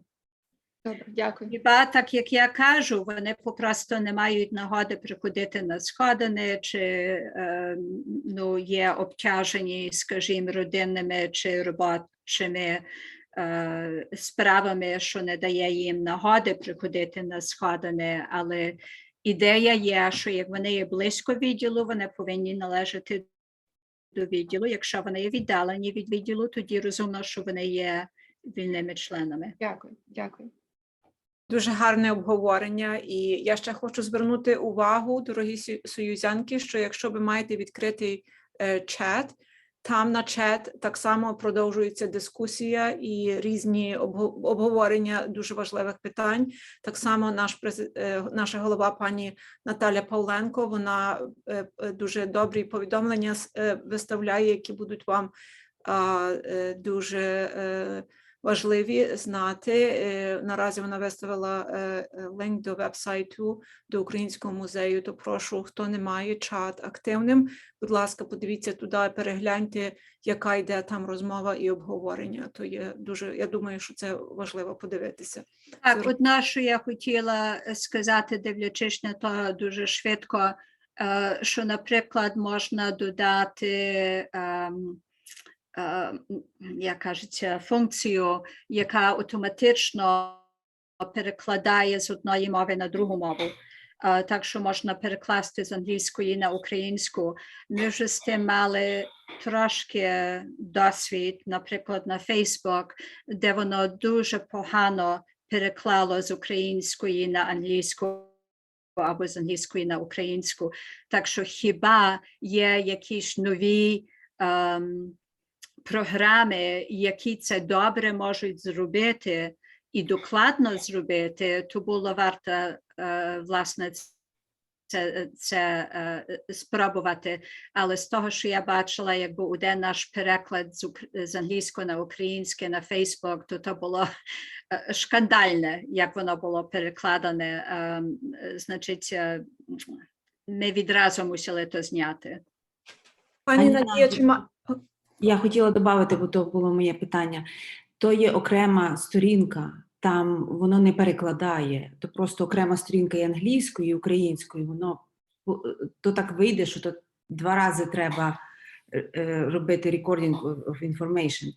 Ну, це просто в майбутньому, якщо це... Так, в майбутньому ми абсолютно будемо за тим слідкувати і будемо дивитися на ті можливості.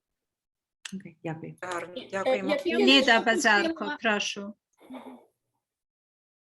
Ліда, м'ют, ти є на м'ют. Я тільки скористаю, пані Оля Михайлюк перепрошувала, що, може, вона не знала відповідь на якесь питання. Кожне питання є дуже вартісне, одиноке питання, що не є добре, і то питання, що хтось не запитав. Так що, прошу, всі ми не є на рівному тлі, і ми запрошуємо такі питання, бо, напевно, хтось другий має такі самі питання. То дякуємо, пані Олю, що ви тут питали. Пані Богдана, відділ 56 запитала питання, як мати, how do we access member portal? І пані Діана Кордуба-Савицький з відділу 132 вже відповіла на це питання. Дуже дякую, пані Діана. Чи ви є задоволені цією відповіді, пані Богдана?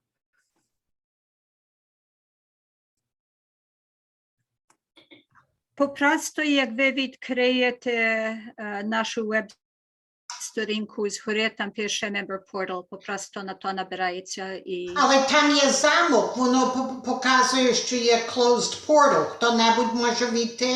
Хто-небудь може увійти. Дякую. Прошу.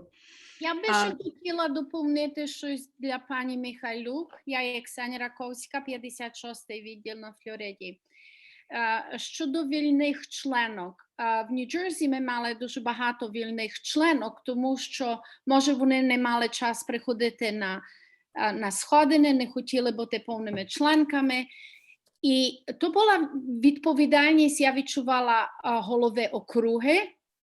Як я була голова округи, то я завжди висилала, я мала окрему листу для тих членок, і я завжди висилала, що діялося в нашій окрузі, щоб вони мали всі інформації, такі важні. Дякую. Дякуємо. І я також ще одно давніше хотіла спитатися щодо the annual reports. So from now on, all the annual reports have to be done Online. Online. Okay. So нема відділів, що будуть мати проблему з цим? Напевно, будуть. І ми будемо мусили, власне, пояснювати це все в січні, як ми будемо мати слідуючі сходини. Дякую. Я дуже дякую всім за питання, за зацікавлення. Ми ще маємо 3 точки до доповнення нашої програми. Нині we have 3 more items on today's agenda. I suggest that we go ahead. Pani Nadia Ninka is now going to talk about the responsibilities of chairs of the branches. Прошу. Well, я не буду точно говорити. Я думаю, що я показала на веб-сторінці, де вона знаходиться, і я лишаю це для всіх, щоб то переглянути, щоб переглянути всіх 10 позицій тепер, то би тривало трошки задовго. Sure. So that was folded into the previous talk. We are asking that all branch presidents who may have questions on this topic to actually open those sites that Nadia had pointed to on the web at the UNWLA website and get the information there. Okay, lovely. Очевидно, якщо вони мають питання щодо якоїсь позиції, то абсолютно дайте знати, чи мені, чи Наталії Павленко. Absolutely. Дуже дякуємо. So that leaves us now with the next item on our agenda, and it is the new initiative offered this year, the 2022 UNWLA Calendar of Engagement. And so we invite Pani Olenka Krupa, who is a Vice President of in Public Relations in Soyuz Ukrainok. Pani Olenka, take it away. Okay. Hello, everybody. I'm going to be presenting this National Calendar of Engagement that we've been working on. And I'm going to go through presenting the actual calendar, then the resources that we're making available for every branch, then your responsibilities towards the calendar in making this a success, and follow up, and then a summary. So next slide. So what is the calendar and why do we need it? Basically the calendar, wait, you're too fast. What is it and why do we need it? The calendar is basically a guidebook. It's kind of like a playbook that provides us with a tool to have every branch know what we're working on any given month for the year. We created it because we realized that a lot of branches don't know what the other branches are doing. And it basically provides a focal point. Every month, you'll know what we're working on. This doesn't mean that you can't be working on other stuff, but it's basically a way of communicating what we're all working towards. So now you can go to the calendar. Ta-da! Okay, so this is the actual calendar. We picked specific items that we call engagements or causes that are listed for every month. Some of these, the ones that are highlighted in blue, are fundraising initiatives, and the ones highlighted in yellow are awareness campaigns for the most part. So for example, in January, we're all going to be focused on pediatric burn victims.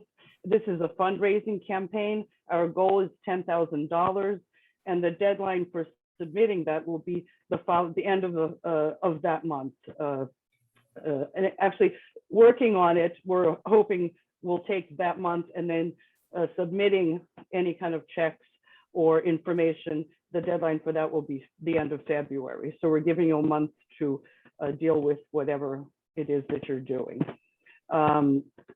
So also for January, we have Kulada. For some of you, you go caroling, that's great.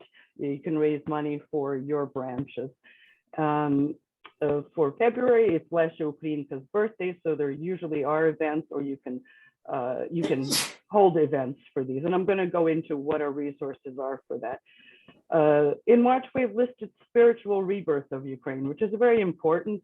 It's funding priests that go to Eastern Ukraine. And let's see, April, we have Library Week, which is an awareness campaign. It's also, we're going to be asking that you connect with your library, go take out a book or order a book online so that they show in their circulation that Ukrainian books are being taken out. Also for that one, we have Easter baskets that are delivered by some branches to the elderly, Pisanka workshop, and of course, Chernobyl awareness. Can you scroll down a little bit? Oh, no. Just in, wait. Spiritual, okay. I'm sorry. Do you see May? Yes, I do. So for May, we picked the Ukrainian Orphans Fund, the Sirote. Our goal for that is 6,000, and of course the deadline is the end of that month. And also some branches do Vyshevenka Day, which is a 5K or a 3K run or walk with wearing Vyshevenki, the Vysheveni Sorochki. In June, it's National Archive Day. This is just an awareness campaign. And like I said, you will be getting more information about these as we get closer to the dates. In July, we listed UKU Women's Studies, and our goal, we usually give them 10,000 a month, so I'm sorry, a year. So that's going to be our goal for raising money for UKU Women's Studies. And also an awareness campaign that month we listed was Operation Vistula. In August, it's the Ukrainian Independence Day. That's just an awareness campaign. We may ask that you maybe contact your local representatives and make sure that they're aware of it. But again, you'll get more information. September is for Babushi. Again, we have a $10,000 goal for raising funds. October is a scholarship program and National Defenders Day. November is Holodomor. Oh, I'm sorry, no. Holodomor is the awareness campaign. But the fundraising campaign for November is going to be a concurrent membership for Press Fund, Our Life, and other publications that we fund. And then for December, some branches invite an American to Rizdva, to Ukrainian Christmas dinner. There are also some branches that deliver Rizdva meal to elderly without family, and of course, Kolyada. So in a nutshell, that is basically the calendar. And let's go on to the next slide, please. So I'm going to talk about the resources that we can provide for each branch, because every branch may not have the ability or the capacity to invent something for a presentation. So what we want to do is provide you with content that can be used for events. And they're going to be starting out with recorded presentations on the particular topic that we're focused on that month. I think as we get more sophisticated, we might have live Zoom talks, but that'll probably be in the second half of the year. We can also send content on plays, like the Lesha Ukrainka play, for example, and cultural workshops, like how to make pisanki. And what we're asking the branches to do is to use these materials as resources and create events around them. The other things we are going to be providing is templates for flyers or posters so that you can actually advertise in your local area what we're doing, and advertisements in news media like Nasha Zhitya, and social media postings like Facebook and our website. So what we're asking from each branch, and this is where you as branch presidents are going to be very important in making this successful, is in December to meet with your branch either by Zoom or live or even by phone, depending how big your branch is, and discuss which engagement your branch wishes to support.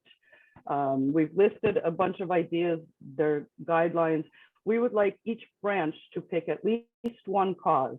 It can be more, but at least commit to one cause. And then send me an email by December 26th, which includes the cause that your branch is supporting, the type of event you are planning, as well as the contact person for the event. And as follow-up, we want you to make sure that that you assign someone to take pictures of the event and have someone write a summary that we can publish. And I can help you with the writing of the summary, but a lot of times we forget to take pictures. And one thing we're trying to do better this year is to make sure that we not only do the work, but we actually tell people what we're doing so that they're aware. And so here's my email address that you can send pictures and articles to. In summary, I've presented the much anticipated calendar of engagement. I've given you the resources available to all the branches, and I've shared with you what we're going to expect from each of the branch presidents and the branches. So that's it. Questions? Дорогі союзянки, знову хочу звернути вашу увагу на чат, який ми маємо, тому що я бачу там питання, дуже добрі питання вже дехто поставив, і ми маємо вже відповідь на ці питання, і, можливо, ми тоді зможемо рухатися до наступних питань або наступної презентації, щоб трошки зберегти час. Чи є ще якісь запитання? Я мала питання, я тут дала до чату. Будь ласка, чи вам відповіли на ваше запитання, чи ви хочете? Але варто прочитати. Так. Я ще далі не знаю. А ви, я перепрошую, пані Ілона Сочинська, branch 113, she's asking question, where will this calendar or events be posted? And пані Наталя Павленко відповіла, we will send the calendar to each branch president after today's session. We also, the calendar will be printed up in our live magazine, and it's also going to be posted on our website. Я не бачила то, я це закрила. Thank you so much for making sure that I was able to read it to you. Are you satisfied with the answer? Thank you. І також пані Ірина Гошовська питає, where is the detailed description of each item listed on the calendar? For example, are the burn victims in Ukraine or in the US? She's looking for clarification. Yeah, so prior to every cause, the month prior to the month of the cause or the engagement, we will be sending additional information so that you will be very well versed in who it's for and what it's about. Thank you. Пані Ірина Григорович, я дуже перепрошую, і я окуляри маю, мені здається, що я не дуже вірно прочитала ваше last name. Я перепрошую. Пані Ірина Григорович. Так, where is the detailed description of each, it's the burn victims, are they in Ukraine or in the US? Burn victims – це є програма, яку Союз Українок підтримує вже купу років. Це є лікарі з Америки і зі світу, властиво, які приїжджають в Україну, щоб робити операцію на дітьми, які постраждали від різних опік. І ми, звичайно, платимо за їхню подорож в Україну, де ті операції відбуваються. Це є зорганізовано, було оригінально зорганізовано через Shriners Hospital в Бостоні під проводом доктора Фузайлов. Я не знаю, чи Shriners далі тим займається, але далі є лікарі, які щорічно приїжджають в Україну і, власне, роблять ті операції. Ми допомагаємо фінансово. Дякую, пані Надія. Пані Ірина Григорович також запитує, якщо, but if we need to pick an item by December 26, then shouldn't the descriptions be made available by the year end? I can probably send you additional information, but I think most of us know what the orphans are, what the babushi are, but I can add some information to the calendar if you like. I think it's supporting information that they're looking for to help them structure the ads, for example. I don't think so. I think what they're looking for is baseline information to decide whether or not they want to pick it. So let me just say this. Most of the initiatives, більшість цих ініціатив, які є на календарі, ви можете знайти на нашому вебсайті. Тут на цьому календарі немає, в принципі, нічого нового, про чого ми вже не працюємо, над яким ми вже не працюємо 5 чи 10 років. However, I think it's a good idea, Olenka, to do a real brief précis, like on 2 pages of each one of those initiatives that are fundraising, and send it out together with the calendar so people know, and then maybe point them to where they can find more information. That's one. And two, as Olenka said, if you choose, for example, with your branch to really focus in on the spiritual rebirth of Ukraine, a month or at least 2 weeks, 2 or 3 weeks before that campaign kicks off, you will get a press package, pictures, an article, supporting materials, a video, and so on, that you can use in your activities or your promotion or your efforts to support this project. So you will get a press kit. Olenka, am I describing it correctly? Yeah. And the thinking behind that is, we know that every branch doesn't have the ability to do this, and they shouldn't be recreating the wheel if we can do it centrally and send out information. Now you can add to that information or to the event, but you don't. But at least we're trying to make it as easy as possible for you to have an event around it. And I think I'm sharing a screen from the website of all of our projects. This one in particular is the Spiritual Rebirth of Ukraine. And you can see that this is a project that was started in March of 2019. And it is supporting the tuition of priests that are from the east of Ukraine, who once they are ordained will go back to the east in order to establish, their ministries there, which is sorely lacking in the eastern part of Ukraine, which is so overtaken with Russian propaganda. I'm sorry. Do we have something for the burn victims? Yes. Don't even go there. That needs to be updated, Nadia. It's not accurate. Okay. It very badly needs to be updated. There's a question from Vera Smith. Can you hear me? Go ahead. Yes. Okay. So my question is, if a branch, my understanding is that the National Calendar of Engagement is a proposition to all the branches to make a donation for the specific cause that they choose? Well, not for them to make donations, but to do a fundraising campaign for, yes, the area that you are most interested in. In other words, we're not looking for the branch to say, we'll give $100 or whatever. We're looking to have you do a fundraiser event, which will bring in lots of money, not just from your branch treasury, but from other people in the Hromada to support a particular event. So if you choose a particular cause, right? I saw a $10,000 proposal there. That's the goal. That's the goal that nationally we would like to raise. Nationally, so whatever the branch raises is the donation that they give to the national cause. Correct. Okay, so it's not a commitment by the branch to have the 10,000. No. Okay, that's what I'm trying to clarify.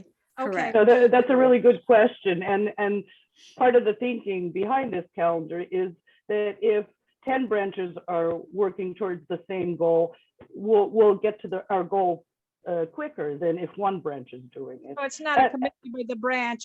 No. That's perfect. Thank you. That's what I needed. Yes, thank you. Okay, there's a question from Inya Saldet from branch 38 from Denver, Colorado. She's asking question, where can we find a master list and more details of all the social projects that UNWLA sponsors? The website has only summary info, not a lot of details. So there is a document on the member portal which talks about social welfare guidelines. And in those guidelines, they do talk to all of the social welfare projects that are currently approved by the executive.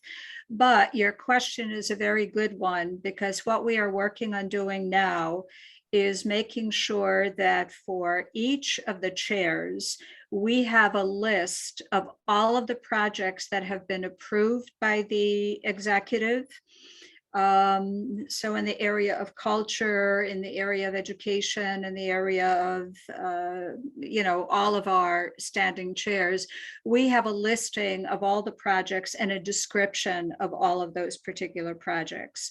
So that is something that we are currently working on. We have it for social welfare, but we're working on it for all of the others.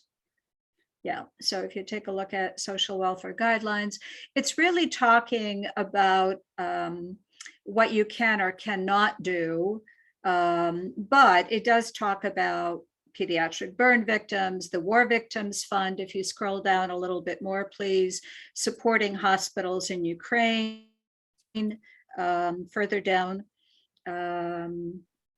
Inclusion Fund, General Welfare, the Babusi Fund. So all of the various approved social welfare funds are listed here for social welfare.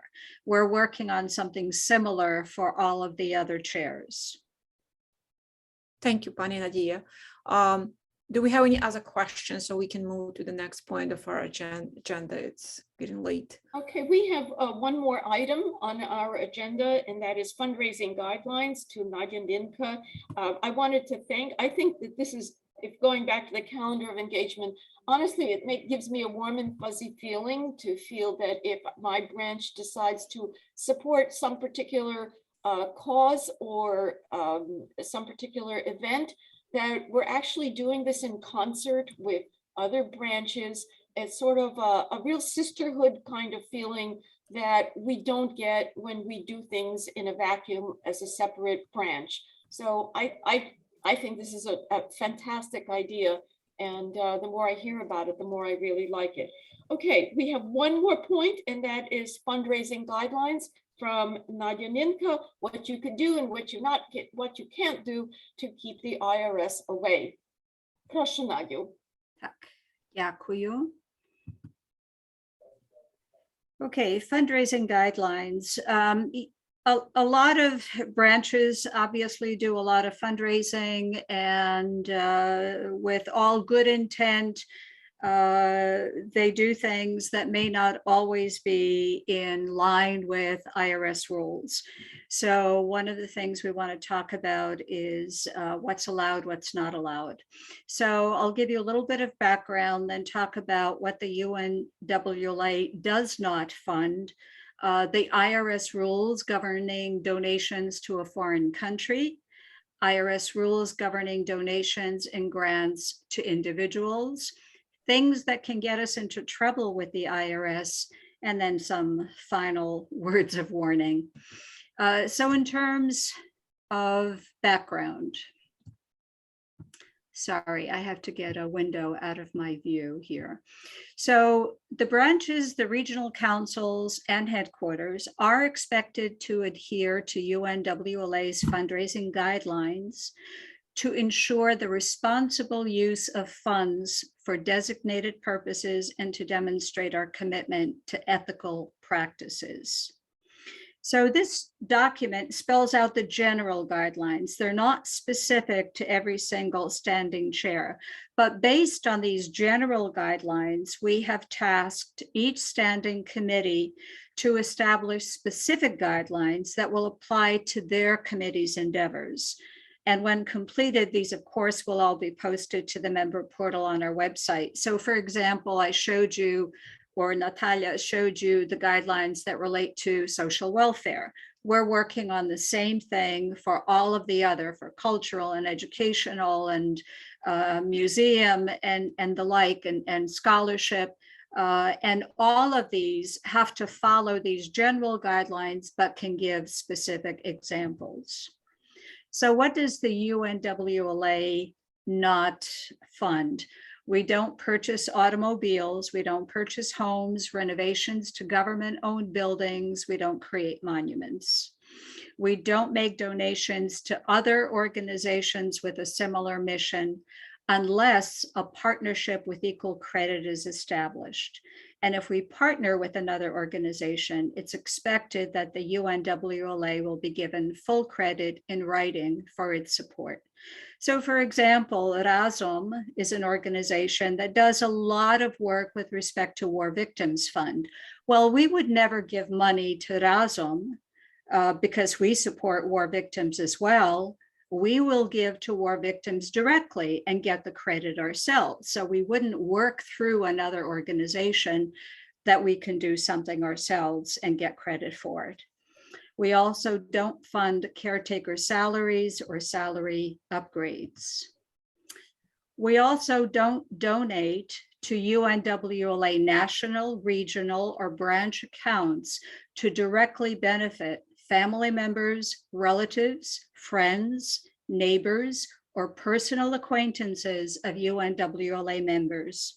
Such an expenditure is strictly prohibited under IRS 501c3 because it relieves the member of the economic burden of providing financial or medical assistance to a family member, a relative, or a friend. And therefore, this constitutes inurement to the benefit of a private individual. The UNWLA does not allow donors to designate money or gifts to a particular individual and passing the gift through a 501c3 organization. That is considered earmarking. In essence, this amounts to allowing a donor to launder money by running a personal gift through a nonprofit organization. If the nonprofit then gives this donor a receipt for a tax-deductible donation, it's potentially considered fraud. So for example, if you have a donor who comes to a branch and says, I know person XYZ in Ukraine, and I would want to give $1,000 to that person. So if I give it to the branch, please make sure it goes to person X. You absolutely cannot do that. If that donor wants to give $1,000 to a particular individual, there's nothing preventing them from doing it directly. Why would they do it through us? Only because they can then take a tax deduction, and that would be considered fraud. So those kinds of things you have to be very careful of. We also do not fund specific individuals through social media's crowdfunding efforts, such as GoFundMe, because these are not tax deductible. The IRS requires that we exercise adequate discretion and control over grants that are made to foreign recipients. So our tax-exempt status can be revoked if we can't prove that the grants were actually used for exempt purposes. So this requires that we keep adequate records. We have to maintain procedures. In other words, we have to document, we have to have a policy and a procedure that basically says these are the procedures for properly vetting a foreign grantee, such as a written request or application or conducting background checks, entering into an agreement with the foreign grantee that actually spells out what is the purpose of that grant, and exercising oversight to ensure that the grant is used as intended. Now, of course, the UNWLA donates funds or awards grants to specific individuals, but we select who we give the grant to, not the donor. And we do it to a class of people. In other words, we're not saying we're giving $50 to this particular babusa. What we're saying is we're collecting money for elderly who have suffered repercussions as a result of their patriotism during World War II and suffered in Siberia. Well, we have a list of those individuals. We know who they are. They have been vetted. And then we, of course, distribute money to those individuals. But we don't select one specific individual and say we want to give this person a certain amount of money because of a particular hardship case. We pick a class of people, and then we select based on that class of people who we're giving money to. When donating to a specific individual, the branch, the regional council, or headquarters must maintain adequate records and case histories to show the name and address of each recipient, the amount distributed to each person, the purpose for which the funds were given, the manner in which the recipient was selected, the relationship, if any, between the recipient and members, officers, or trustees of our own organization.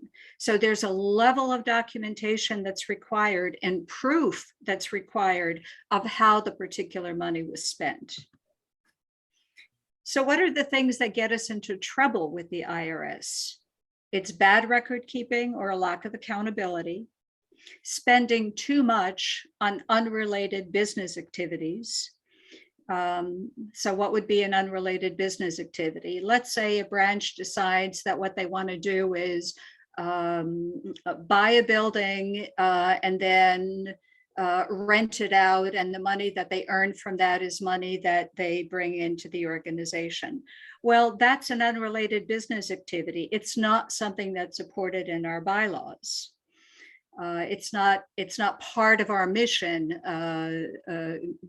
renting out and investing that kind of money. And then distributing organizational funds to causes that are not within the organization's specified tax-exempt purposes in accordance with its bylaws. So those things are the kind of things that most nonprofits get themselves into trouble. And one final caveat, from a federal tax standpoint, funds that are distributed without approval of our National Board of Directors may jeopardize the deductibility of donations by donors. But more than that, the IRS holds accountable the National Board of Directors for funds that are allocated improperly, even at the branch level. So if funds at a branch level are improperly distributed, or there isn't proper record keeping, the national board is held accountable. The officers can be held accountable because they didn't show proper oversight. So it is crucial that regional councils and branches follow established procedures in communicating and obtaining approval before fundraising for a new project which has not been approved by the UNWLA. And for that, we have created what we call a new project proposal form.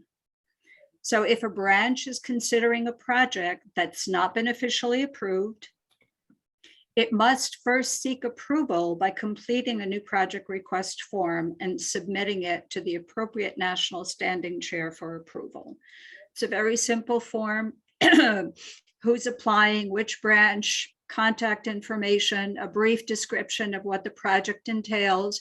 If you need more space, you could always attach sheets of paper, it doesn't matter.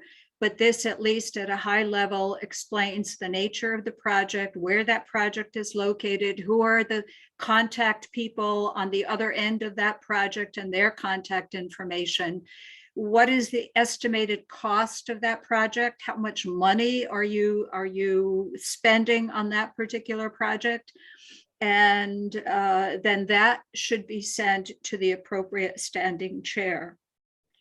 And the standing chair will then make a recommendation to the executive committee.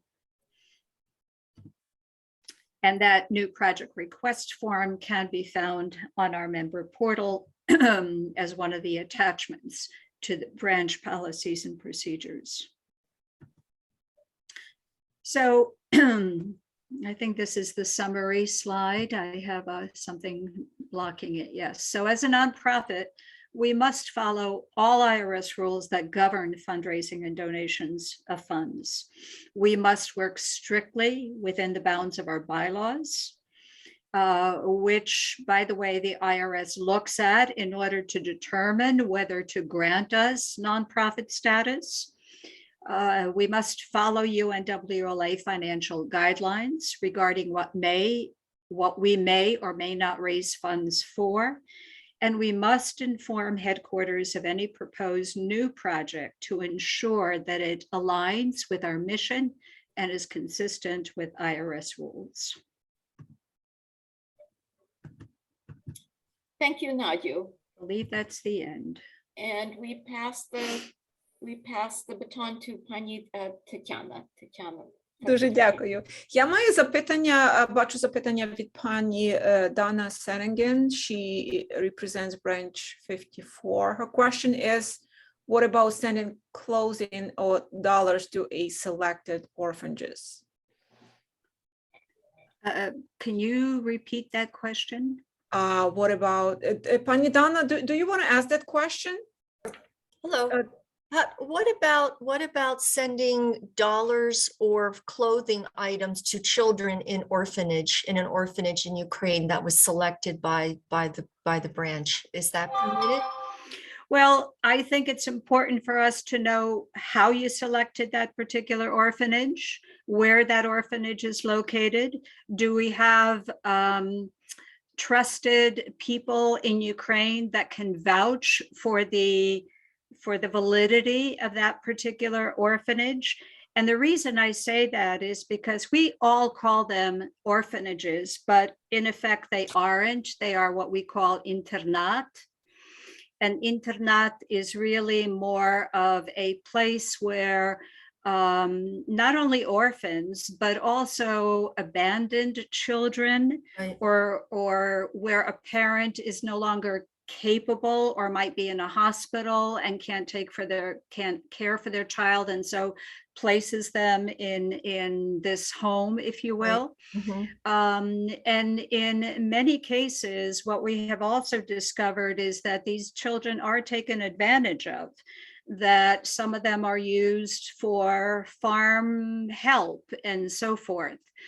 So more and more, the Ukrainian government is trying to move away from these internats and orphanages and more to the concept of the Western concept of foster homes, where a child is actually raised in the confines of a family as opposed to in an orphanage, so that they are better capable of dealing as a citizen once they are, 18 years of age and older and on their own. So that's why we are very careful of the orphanages that we support. So we do need to know which is the orphanage, how is it vetted, who can speak for it, is it a trusted form? I'll give you another example. There was a branch that for years and years and years has been sending money to a particular orphanage. They were always writing to a priest. That priest would always send wonderful pictures of all of the children from that orphanage, would thank them for all the gifts that were received from that branch and so forth. And for years this went on, until a new member suggested that she would be traveling to that particular village and wanted to see that orphanage, only to find out it was a complete scam. That priest would invite all the children from the village to come into this building for a picture, and he would send this picture and communicate with this particular branch. But then after the picture was taken, all the children would go back to their homes. So because there have been cases like that, it is important that we vet and know and are aware of where that money is being sent. We have a few more questions. Let's try to get to them if at all possible. Пані Ірино, дякую за допомогу. Пані Віра Березовська, вона запитала питання, я прочитаю, бо воно є на англійській мові. She's from New York, Okruga, and she's asking where she can get free advertisement for their event that they're going to have next Sunday at 2 in front of UNWLA headquarters. Will someone be able to answer this question quickly? Що пані Березовська хоче всім зарекламувати, що на другу неділю в 2 годині буде засвітлення ялинки перед будинком 203 Друга Авеню, будинок Союзу Українок, і це буде на дворі, так? Я так зрозуміла, що на дворі, і що просять всіх до такої участі, і що не тільки з Нью-Йорку, але з дальших сторін, щоб то був такий публічний показ підтримки проти російської агресивності в Україні. Наступання. Окей, будуть колядування і так далі. So, чи то правильно? Дякую за накладу. Окей, буде спів Silent Night тихо ніч в різних мовах. Окей. So you're talking about free advertising. That was Well, the free advertising. You just did my free Yeah, that was the advertising. We're good. I see. До наших членів. Okay. Okay. Я перепрошую, так само не зрозуміла. Я думала, що ви шукаєте ще якісь матеріали. Я зрозуміла, в чим справа. Окей, дякую, пані Ірино. Please don't forget to take pictures. Буде дуже гарна імпреза, напевно. Тетяна, продовжуй. будь Пані ласка. Ірина Григорович запитує питання: Is there a master list of projects that that was approved, so the new presidents who inherit such projects can check if they went through that approval process? We will publish such a list shortly. I can't promise when, but I certainly think by the end of this month. Okay, thank you. Also, чи можу сказати, що the branches themselves should be maintaining records of which of your projects are approved, and you should be inheriting this information from your predecessor and be responsible for passing it on to the person who takes over. I mean, we can do that nationally, but really, you should be maintaining this information at home, locally. The next question, I got a direct message from Pani Irena Chalupa. She represents branch 78. Пані Ірина, можете запитати ваше питання? Дякую. It's халупа. Отже, я маю два запитання. Чи були якісь інші випадки, де були фінансові зловживання, пані Надю, крім того, що ви згадували про того священника, негідника? А моє запитання є таке, знаєте, є дуже популярним, що люди на свій день народження, скажімо, у Фейсбуці скажуть: я би хотіла зібрати кошти на таку і таку ціль. От, наприклад, чи ми як членкині цієї організації маємо це право, і чи це порушує, може, наші правила збирання коштів? От я би хотіла до мого дня народження, хай люди жертвують на Союз Українок, на наші доброчинні різні цілі. Чи це є гарам, чи це є дозволено? Well, я думаю, що через Facebook ми можемо, тому що ми маємо donations that we request through Facebook. It's not for a particular individual. It is for particular causes. So if the cause is for UNWLA projects, то я би сказала, що так. But GoFundMe, for example, is generally for a particular individual. But I think I have seen where there are links to specific organizations, and people ask for donations to be made for that. I mean, like basically what I'm saying, let's say I, for my next birthday, say that as a member of this organization, I think it does very valuable and worthwhile work. I would encourage all my friends to support it.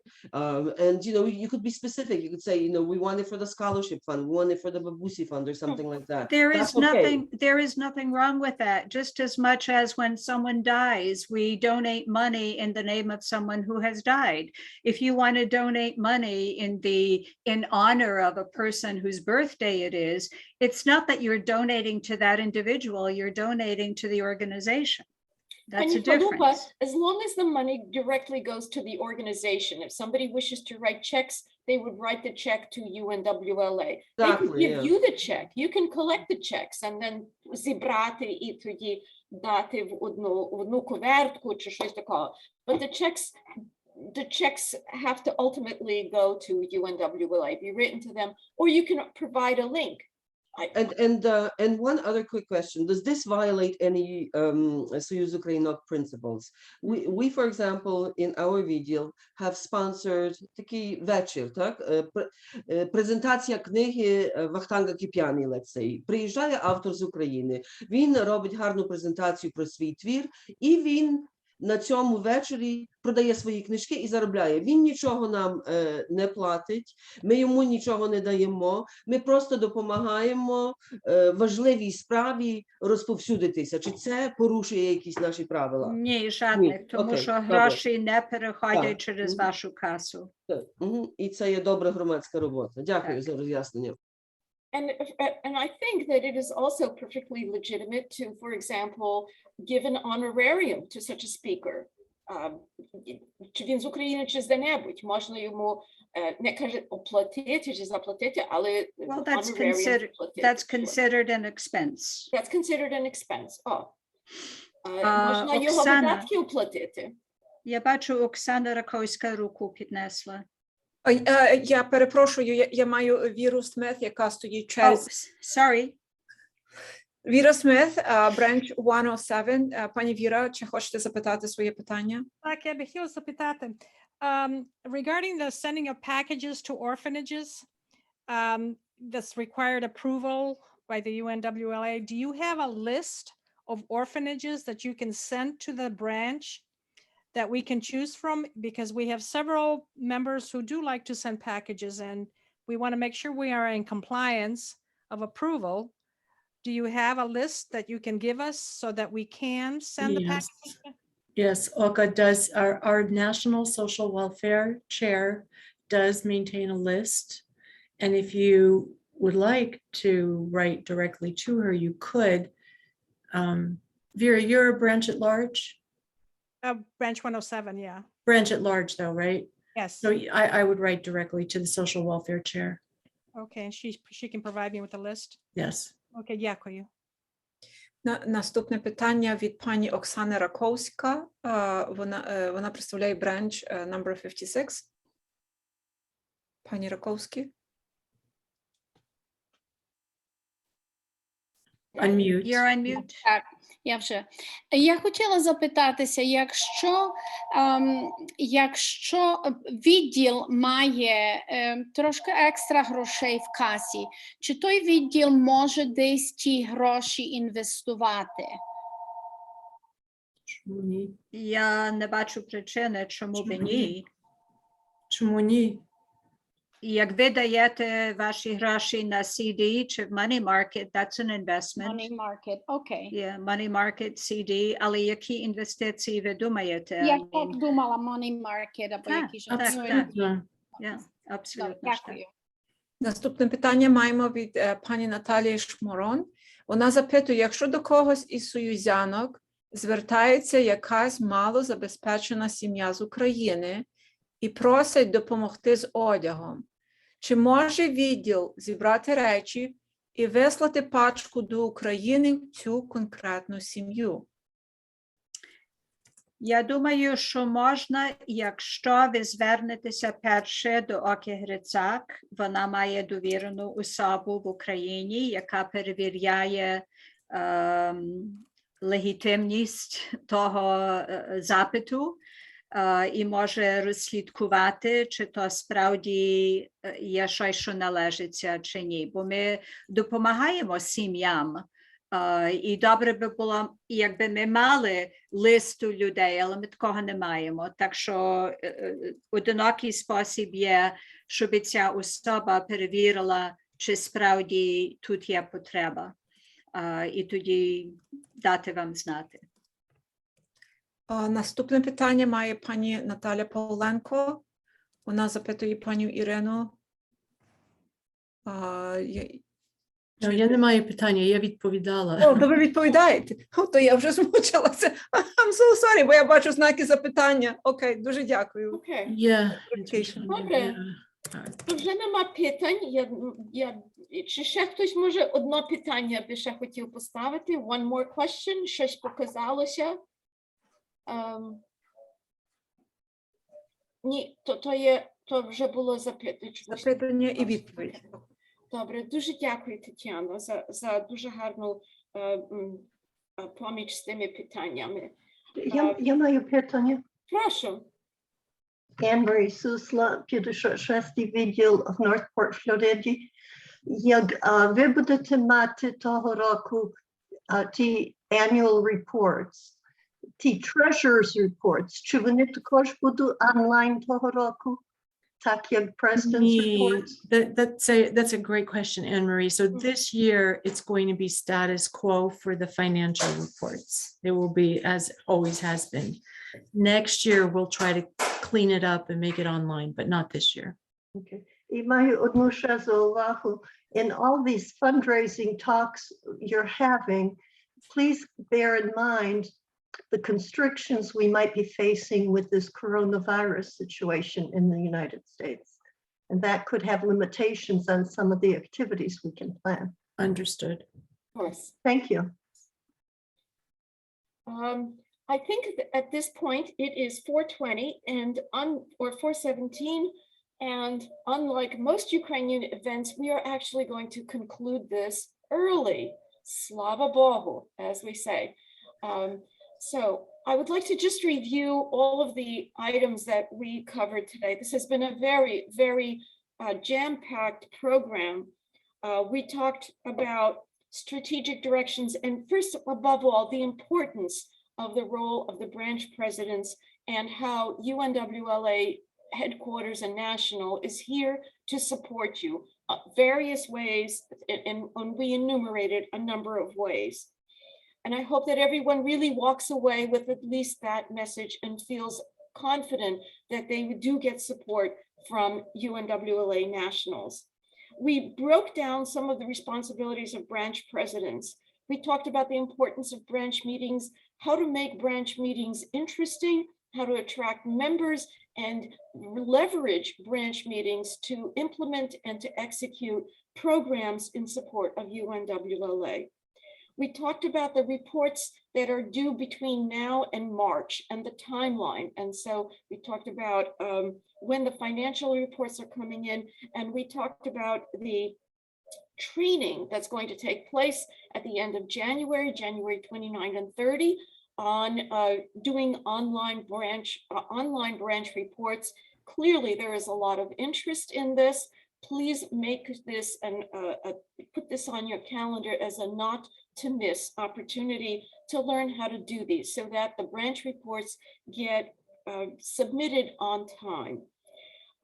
And with them, okay, let's see. We had two very important financial talks from Nadia Ninka, the financial obligations, but also fundraising guidelines. Nadia Ninka took us through the website and showed you so much of the material that is available, that is new in support of branch presidents and branch offices. And Olenka Krupa brought in this very exciting, to me, it's very exciting, in all honesty, 2022 calendar of engagement as one way to actually bring branches together in common causes, even if it's just one cause per year. I think that that's absolutely wonderful. In total, I hope that everybody, whether you are a new branch president, a senior, returning branch president, somebody who has been around the table many, many times, I hope that everybody has walked away with new information, and that when somebody asks you, "Ну, а як там було? Чи то було варто того часу?" I hope that you can say, yes, it really was worthwhile, that you did learn something and that you did walk away with information that you didn't have before, and encouragement to really support your causes in UNWLA. I think that's about it. I want to thank again everybody for participating. I think our participation has been absolutely excellent. I feel badly for the people who didn't participate because I think they really missed out on a very unique opportunity to learn about what we're doing in UNWLA this coming year. Hopefully there will, everybody will be in attendance for the next seminar at the end of January. I want to thank my co-workers. Natalia said that I did this, but honestly, she really carried the brunt of the work. Nadia Ninka, very much so. I truly enjoyed working with Tatiana Timke. We all did. Our committee was wonderful, and we got to know Olenka Krupa as well. So it's been a terrific opportunity and experience for us as well. Thank you very, very much. Бажаємо всім дуже веселих свят. Take a break, enjoy Christmas, enjoy the holidays with your family. Христос, не можу ще сказати, не можу сказати, але веселих свят всім.